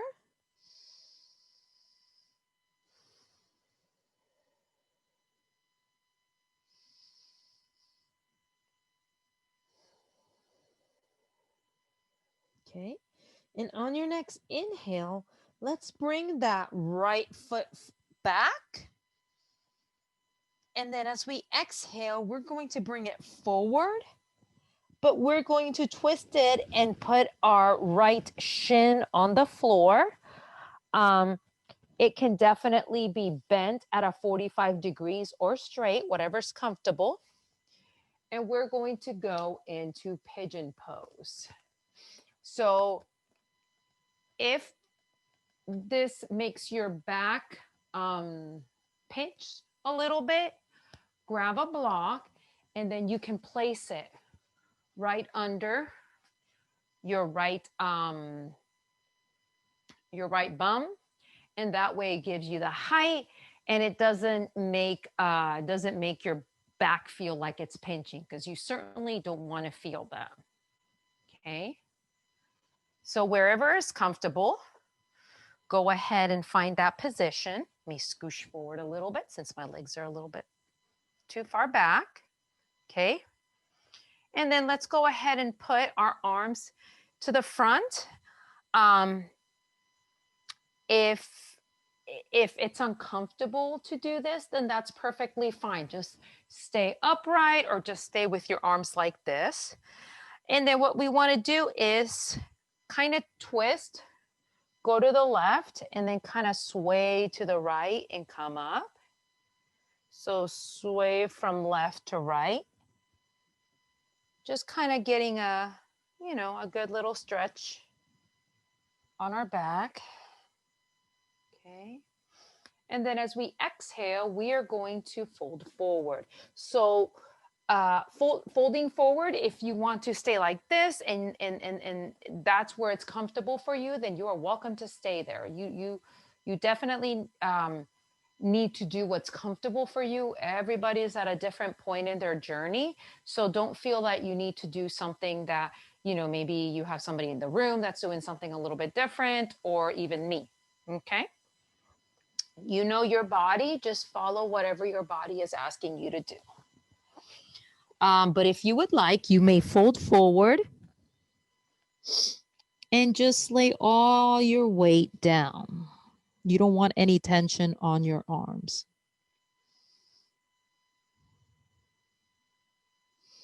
Let's stay here for 1 or 2 breaths.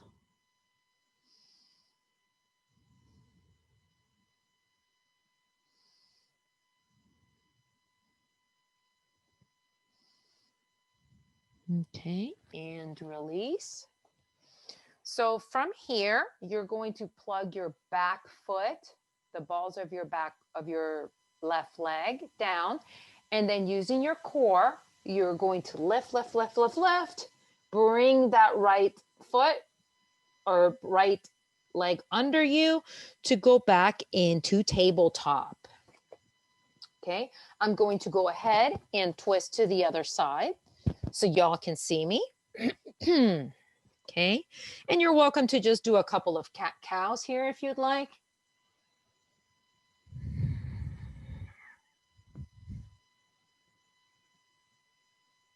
Okay, so just moving just a teensy weensy bit quicker this time. Go ahead and plug your back, the balls of your back foot, giving it a good stretch in your calf, kind of pushing into that left back, the balls of your feet. Swinging that leg to the side. Okay, plugging your foot down. Extending arms up, inhale. And exhale, bringing your left arm down, right arm up, getting a good stretch in your right side. You're welcome to look up, or if you want to stay looking down, either way is perfect. Exhale up. Now bring that left foot forward for a low lunge.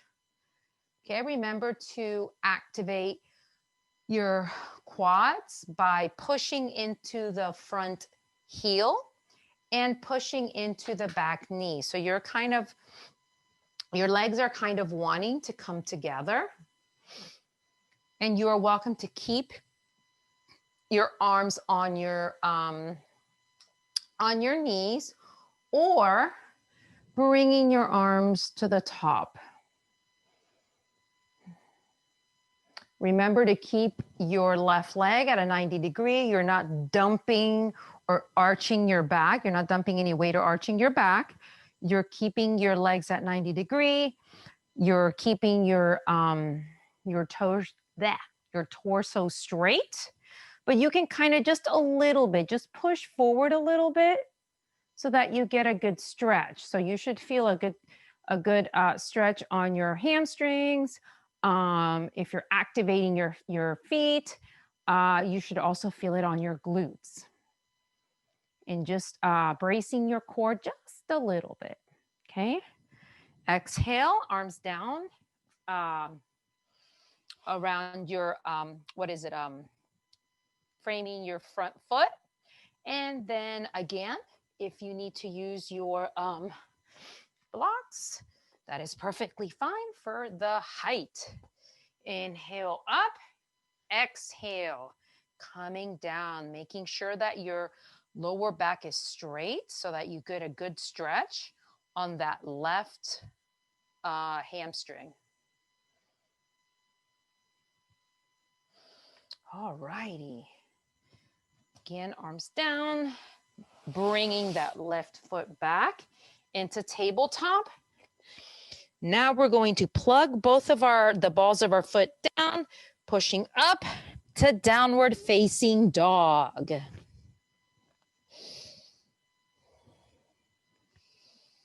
Again, if you need to pedal your legs, go ahead and do so at this time. And if not, just come to stillness. always being active. So raising your, raising your knees, your kneecaps, raising them up, your thighs and your glutes should be activated a little bit, your core. Your arms are plugged into the mat, just pushing out, your fingers spread apart. Now inhale, bring your left leg up. And exhale, bending. We're going to go into pigeon pose. So wherever you're comfortable, it doesn't need to be straight. With the straightness of the short side, it can be, mine is at about 45 degrees.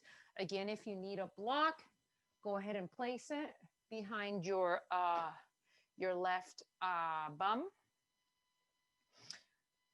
Placing your arms to the side, inhale.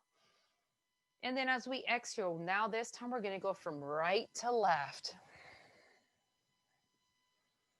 And as you come up to the top, you inhale, and then you exhale as you make a circle. Come back up, inhale, and exhale.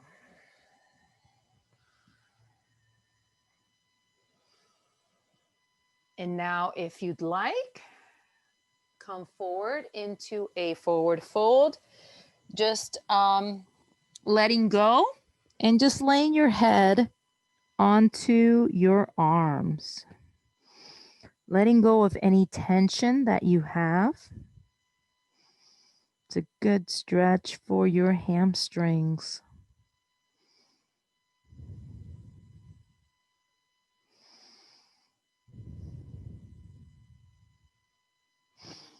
Inhale, come back up.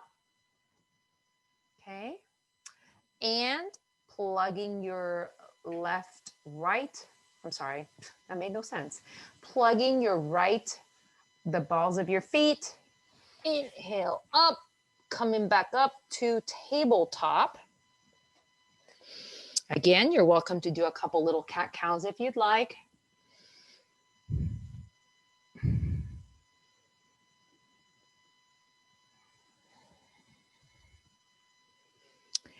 And what we're going to do now is we're going to go into Malasana.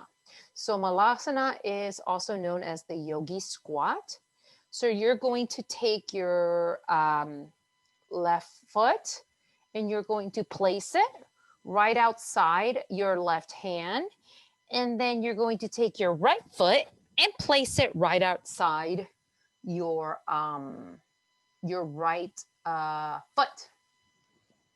You're welcome to always have a block and put it down so you can sit on it if you need to. But go ahead and put your arms in prayer position. You can be actively pushing out with your elbows, your legs, and then you want to activate also your glutes. So it kind of protects your lower back.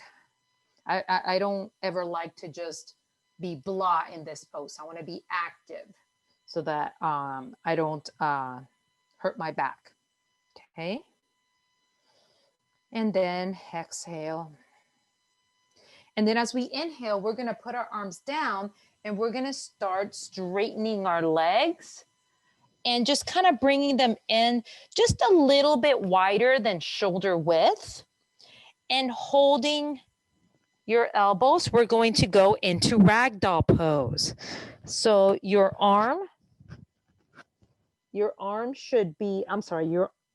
head should be loose. And your goal is that as you breathe in, you're kind of straightening your legs. And then as you exhale and go down. So you're just trying to get those legs as straight as you can. But if you need to totally bend them, that is perfectly fine. Whatever is comfortable. You are welcome here to sway side to side if you like. Come up and down. Grounding those feet.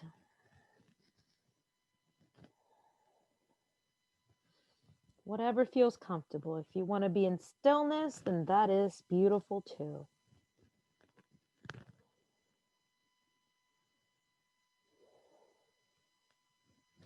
Let's let our hands plop to the floor. And then bending our knees, we're going to slowly, vertebrae by vertebrae, work our way up, up, up, up, up, with our head being the last part of our body that comes up. Rolling our shoulders back. Whew. There we go. Okay, so now we are going to start on our sun salutation. So we're going to do one variation first, and then we're going to do a second variation for our second one. So let's go ahead. Feet about hip width apart, grounding our feet. So if you want to, you can lift your toes, spread them, and then place them back down. And the same thing with your right foot. You want to be having your legs activated. So that means your glutes a little tight, your quads, your core.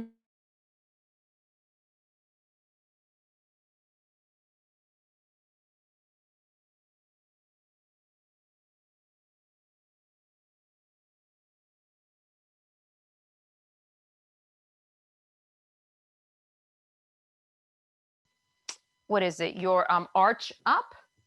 Then it kind of just activates this whole side of the leg. Okay?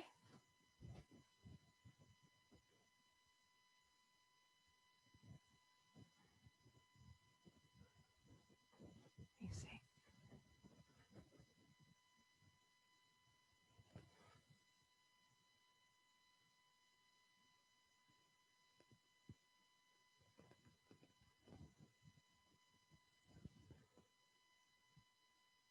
Okay.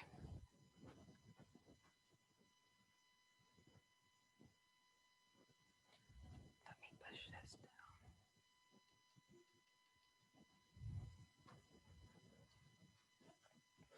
Okay, so when you activate, when you push up the outside of your feet, it activates your whole body. Ready? So here we go. Inhale up. Exhale. Fold down, head first. Bend your knees as far as you need to. Inhale.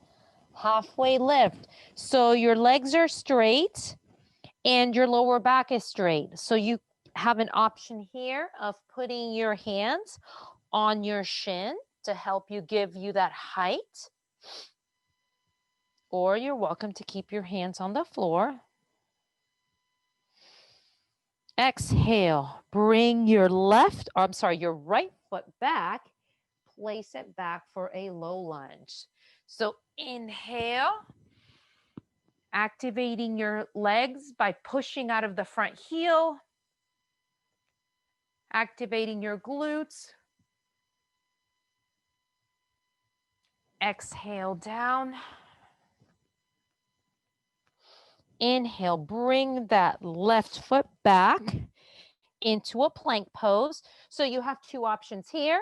You can go down and do chaturanga, or you can do knees, chin, and chest.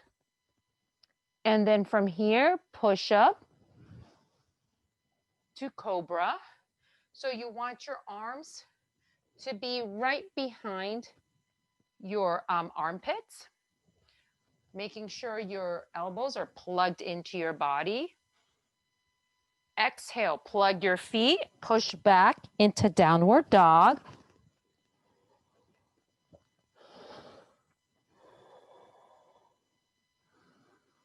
Inhale.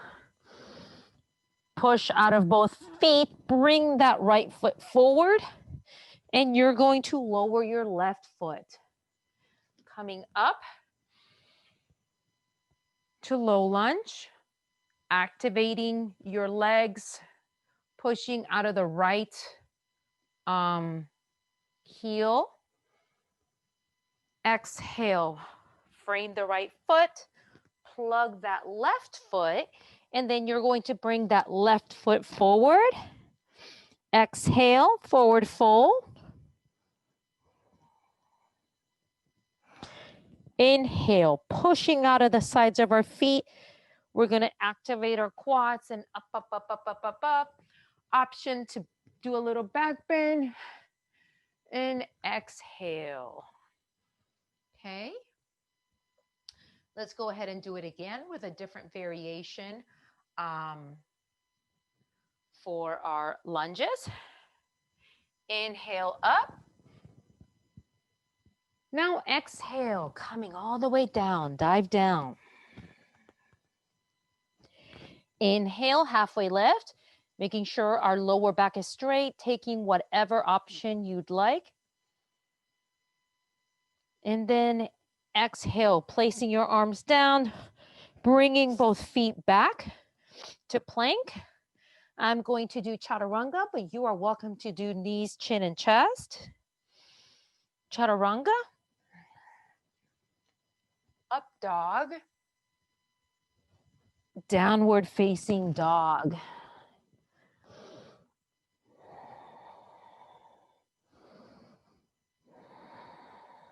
Couple of breaths here. Pushing, pushing, pushing, always active. Inhale, right leg up. Exhale, shoulders over wrists, making sure that knee is in, and come down and just find your balance. And we're going to go up into a low lunge, making sure our shoulders are back so that our they're not coming up to our ears. Okay. Exhale. We're going to turn our back foot, turn at a 45-degree angle, and we're going to go into warrior two. So right foot, knee should be in line with our ankle. You're pushing out of the front heel. You're pushing out of the outside edge of your back foot. And with our arms, you're making sure that they are straight, that they're not coming up, or they're not coming down, or they're not like this, okay? Our hips should be at a 45-degree angle, so not totally facing forward. You're not kind of doing this weird like forward bend thing. You have your spine is straight and arms out. Okay, so we're just going to breathe here in and out. Okay, and now swinging our left arm forward, we're going to twist our left foot back into a high lunge, acknowledging the pose, being very active because that's going to help you in your balance. Bringing your hands together to Anjali Mudra.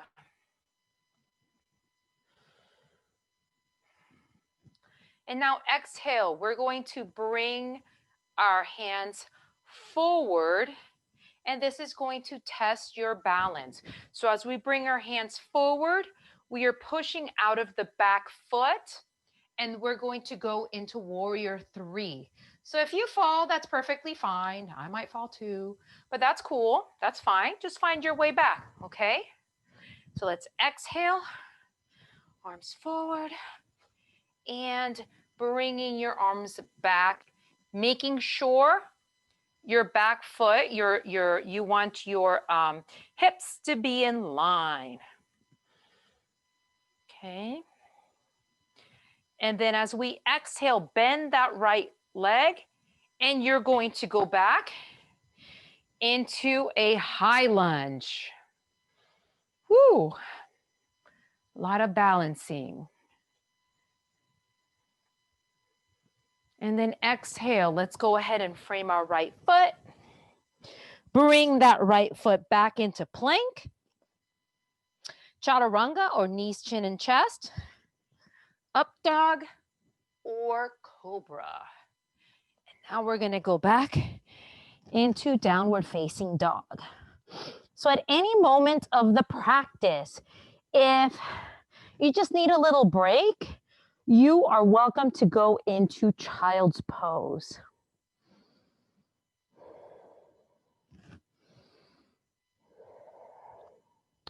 Now we're going to do the same thing with our left leg.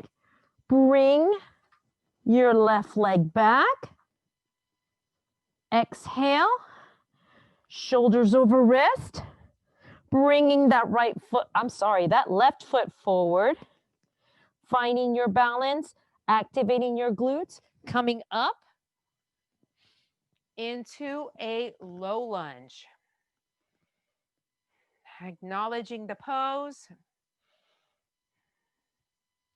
Exhale.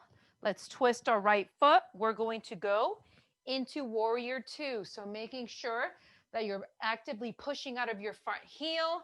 You are pushing out of the outside edge of your right foot.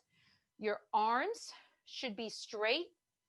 Your hips should be at a 45-degree angle and your core straight. Strong. Now swing that right hand forward, twisting your right foot or the balls of your feet, going back into a high lunge. Again, if you're not sure if your shoulders are kind of locked into place, you can always roll your shoulders back and leave that feeling like that. And then you can lift your arms up. Again, actively pushing out of the front heels and the back toes.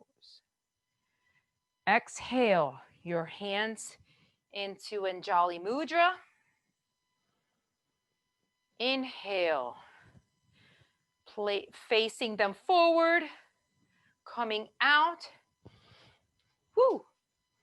And exhale, warrior three. Hips in line. Feet should be as though they're straight, wanting to push onto the back wall. Bend that left foot. Bring the balls of your feet down. We're going to go into low lunge again. Acknowledging the pose. Exhale, arms down, framing your left foot. Bring your leg back into plank. Knees, chin, and chest, or chaturanga, whatever you feel. Exhale up and back into down dog.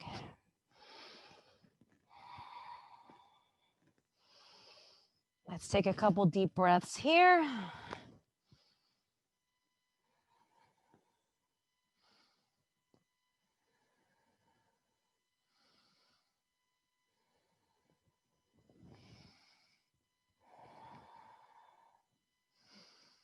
Inhale, push out of the balls of both feet, extending, pushing our bum back. Bring that left foot forward, and then your right, halfway left. So straight back, option to put your arms on your shins. And then exhale, belly to thigh, forward fold.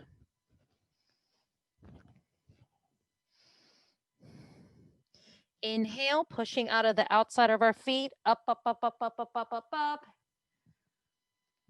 Option to back bend, and exhale. Bringing your arms down. Okay, so now we're going to do one more little balancing pose. So let me turn this way. So what I want you to do is ground your feet. So again, push out of the heels, extend your toes, and then put them down. So what you're going to do is you're going to place your weight onto your right foot and kind of bend your left foot. We're going to go into dancer's pose. So bringing your bringing your right arm up and your left hand kind of to the side like this. Finding our balance, what we're going to do is we're going to, using our hamstrings, bringing our left foot. Actually, maybe this might work better so you guys can see. Bringing our left foot up and then grabbing from the inside. So you're grabbing from the arch, okay? Not from the outside. This would be the outside. You're grabbing from the inside. Woo. And now first, find your balance. Look forward, find your drishti, which is that spot that you're going to stare at. And then as you exhale, go ahead and go forward. Pushing your back foot out as you push your right arm forward.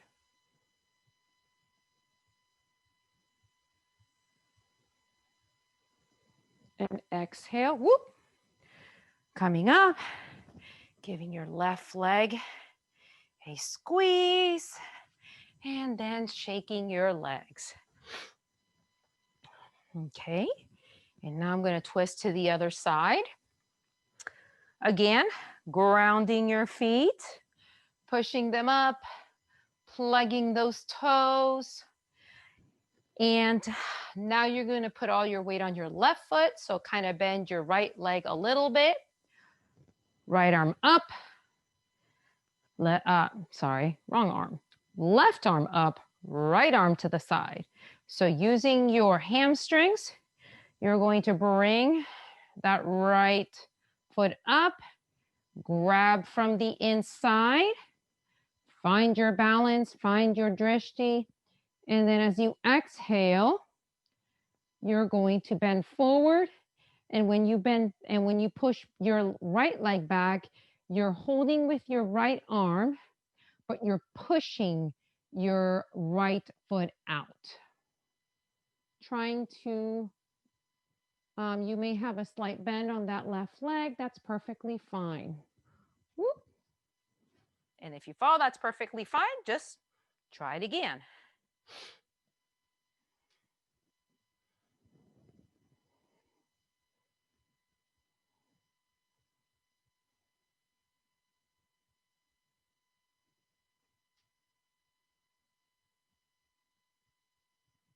And release, hugging that right leg and placing that right leg down and shaking it. So you might find that one side might be a little bit easier than the other side. Okay. So now let's go into the top of your mat. We're going to go into Tadasana. Again, grounding your feet. Inhale up. And exhale, let's come all the way down, forward fold. Bending those knees as far as you need to, but always inviting them to go straight. Exhale, halfway lift. Option to put your hands on your knees, or I'm sorry, on your shins. And then exhale, put your arms down, go back into plank, okay? And then let's just go straight into downward dog. Just laying here for a little bit. Our last down dog of the day, so let's make it a really good one. Maybe at this point, your heels are able to come down. Pulling your kneecaps up, your glutes engaged. Arms, head should be between your arms. Arms extended, plugged into the mat. And as we exhale, we're going to go into our balls of our feet. And using our core, we're going to bring our knees down and we're going to go into child's pose. So extending our arms out. Our head, if you'd like, can be on the mat. And just pushing, you can, with the palms of the hands, just pushing into the mat.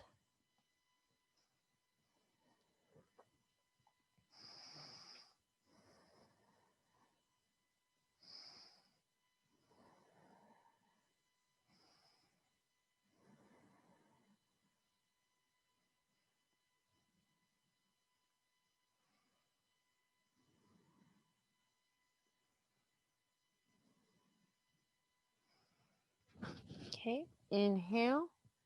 Let's come back up and we're going to find ourselves into staff pose. Okay, let me go ahead and kind of fix this really quick. So y'all be in staff pose. Okay. All righty. So now kind of pull that little skin out of the bottom of our bum so that our backs are straight. We're straight. So let's go ahead and take our right foot or our right leg and we're going to place it right on top of our left leg. Okay. So I'll show you first and then we can kind of do it together. So you're going to push out of your right foot, gonna come up, get a good stretch onto our right side, a little bit of balance, coming down, and then you're gonna swing this arm back behind you, and then with your left hand, you're going to twist so that you get a nice twist, keeping your spine straight. And then as you exhale, you're going to bring your right arm to the outside of your, to your outside of your left foot. And you can just place your right arm down and you're just going to bend down just to kind of get a little stretch in your back.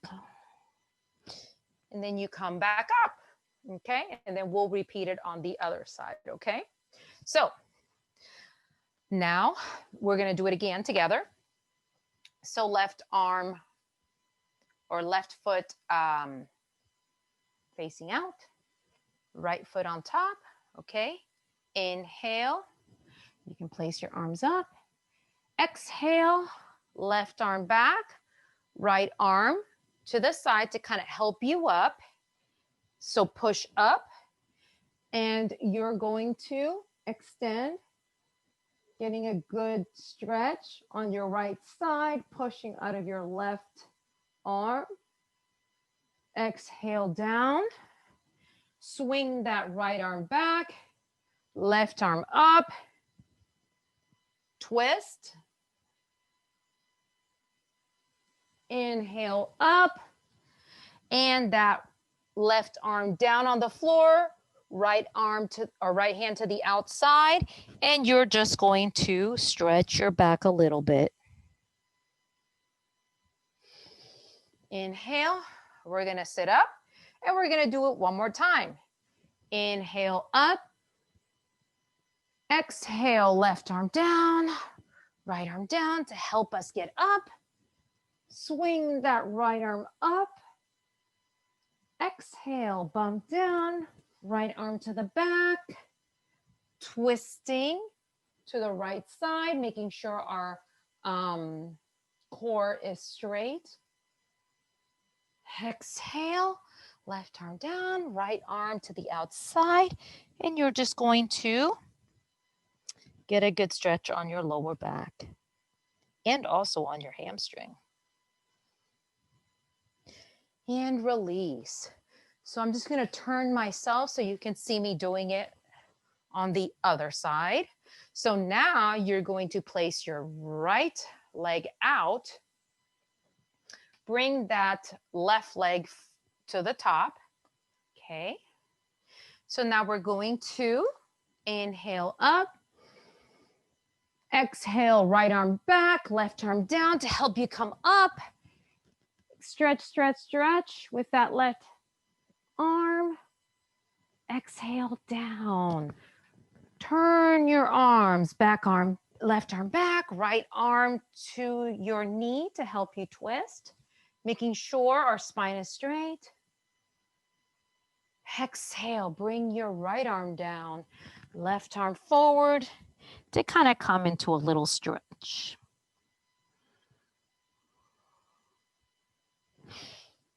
And let's sit up. Again, inhale. Stretch up, palms touch. Exhale, right arm back, left arm down to kind of help us up. Now left arm back, getting a good stretch. Balancing, balancing, balancing. Exhale down. Left arm back, right arm up to give you that twist, making sure our spine is straight. One thing I forgot to mention, always keep our whatever leg is forward, making sure our toes are spread. And then exhale, bringing our right arm down, grabbing the outside of our right foot and just kind of stretching our back. Hand release. All righty, so let's go ahead. We're going to find ourselves onto our lower back. Okay. And let's go bring our knees to our chest.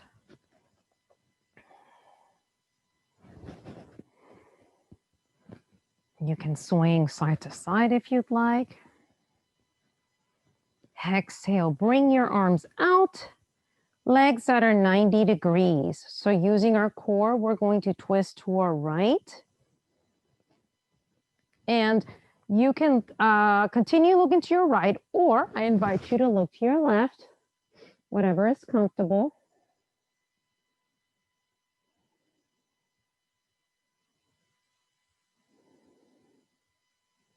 Letting go of any tension. If you have any tension in your lower back, just let go. Making sure our shoulders are away from our ears.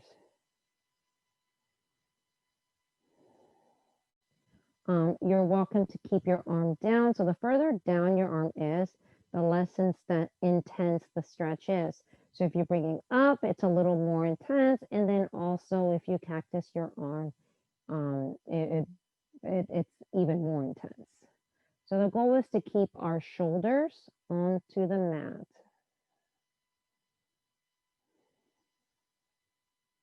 Using our core, bringing our legs up, inhale, and then exhale to the other side. So you might notice that one side is a little bit easier than the other, and that just has to do with the way we sit, the way we do things throughout the day. Again, option to keep your arm to the bottom, spread out, or cactus it, and you can look to the left or to the right, whatever is comfortable. What you do want, though, is just letting go of any tension. Just letting everything go. Breathing in and out.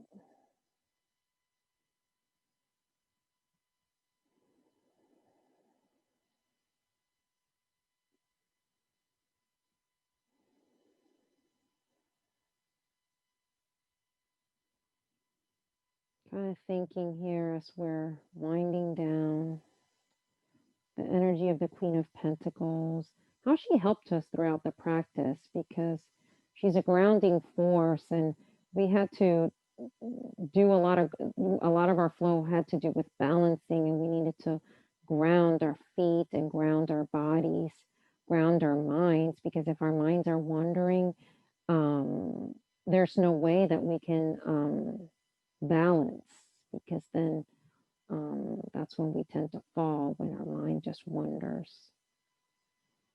So just calming that mind, Going back to the intention that you set for your practice.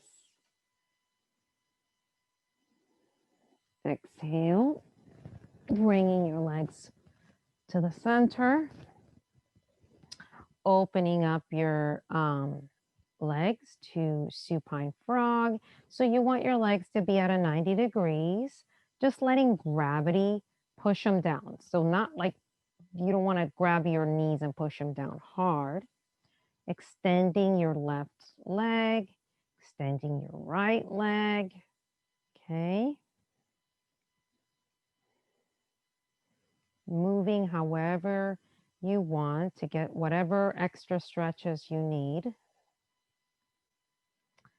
Inhale, bringing your legs a little bit closer and your arms, you can put them in prayer position in between your legs. And what you're going to do is you're going to grab the outside of your legs to push your knees into your armpits so that you are in happy baby pose.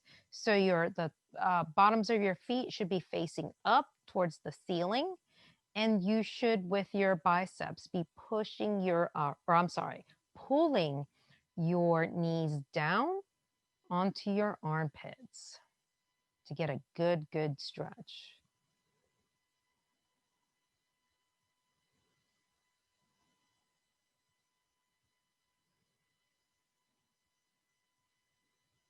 And then exhale, go ahead and hug your knees just one last time.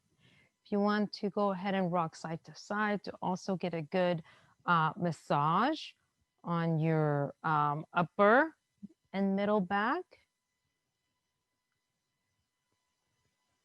Okay, you can place your knees kind of at a 90 degree also. And then you can make circles, and that gets a good massage on your sacrum. And then you can go to the other side. Okay. And then now just placing our feet straight, going into Shavasana. So you can place your legs mat distance apart.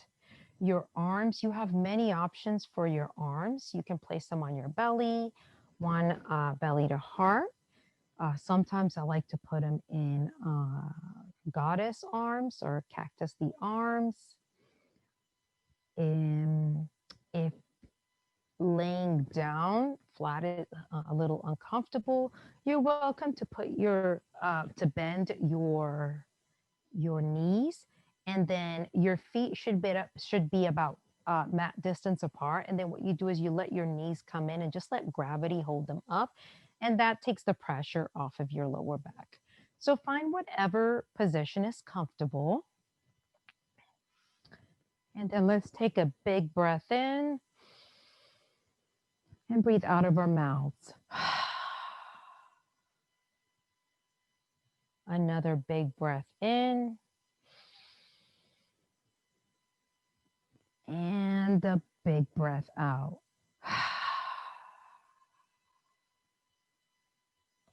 And now just breathing normally.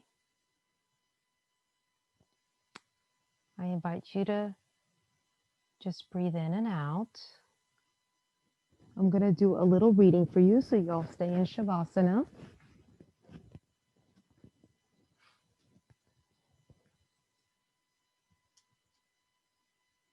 Continue to breathe in and out, in and out.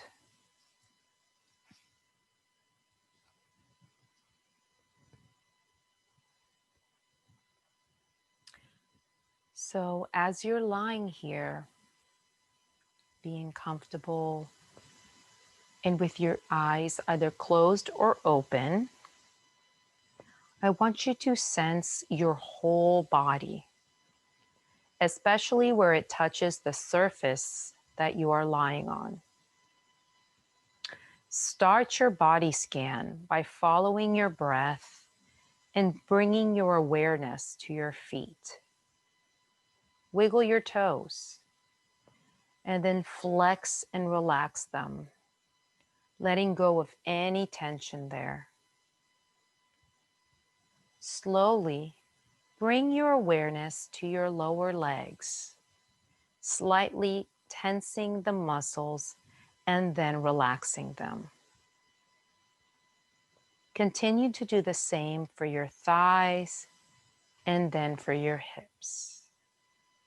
Moving up, continue to do this throughout the rest of your body, bringing your awareness to your abdomen, rib cage, chest, shoulders, arms, fingers, neck, throat, and head. Feel their heaviness melting to the ground. Feel the calm in and each part of your body. Wherever you sense tension, send air to that area and let it relax. When you have scanned and relaxed your entire body, go back to your breaths. Now imagine, now that you are relaxed, imagine that you are a ball of light, clear, luminous, pure, and perfect. Envision a golden sun at your heart center and picture it opening up like a sunflower, giving warmth and light to all who wander through the darkness. Awaken spiritual awareness and joy like the dawn. Let go and see the afterglow. Simply relax in the joy and peace of this relaxation. And just continue to breathe in and out.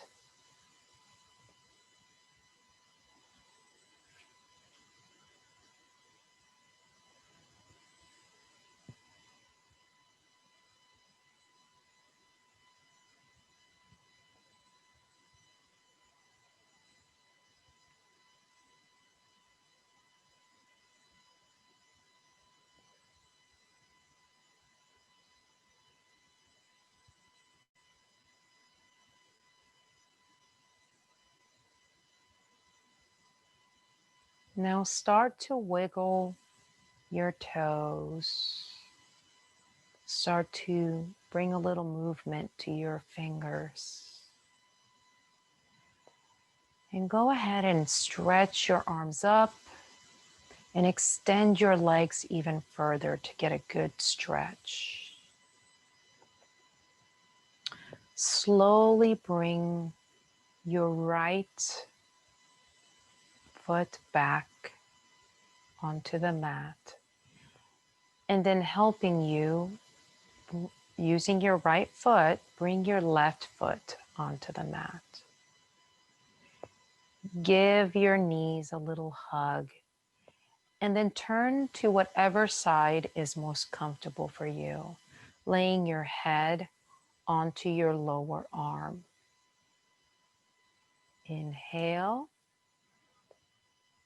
And as you exhale, use your other arm to prop yourself up and come to a comfortable sitting position. I invite you to continue to keep your arms closed as you find a comfortable position to sit in. Breathing in and out, in and out. Drawing our awareness back to the Queen of Pentacles, that grounding warmth, motherly love, nurturing. Take that energy and just bring it into the rest of your day.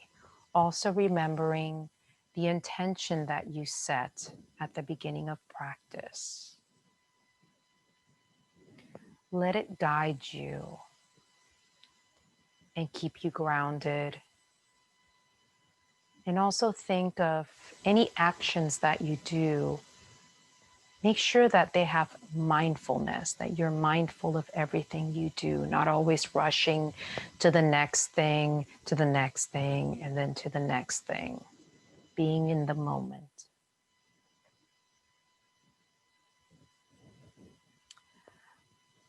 Thank you so much for practicing with me and for being with me these 2 hours.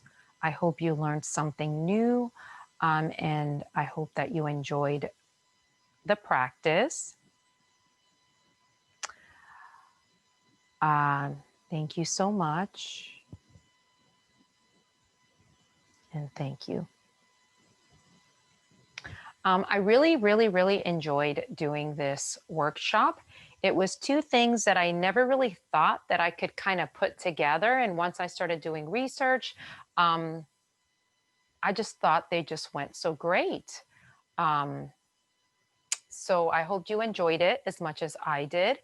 The little reading I did at the end is from this book called Self Meditation, 3,299 Tips, Quotes, Reminders, and Wake-Up Calls for Peace and Serenity by Barbara and Kipfer. I always enjoy feedback, especially for something like this that I've never done. Definitely, leave me some feedback. My Instagram is at slipstitch.and.mantras. I also have a Facebook page with the same name. You can also leave a comment on my blog or on the YouTube video that goes along with this workshop. And I think that's it. So thank you so much. I really appreciate all of you being here with me. Follow my my blog and my page. My goal is to be putting a video out every 2 weeks for now, and at least putting some kind of blog at least once a week. Oh, also, if you would like to donate, the charity that I chose is Friends for Life. I am a big animal person, so I'll put it on my blog. So consider donating if you can. Thank you so much. I appreciate everyone. Goodbye.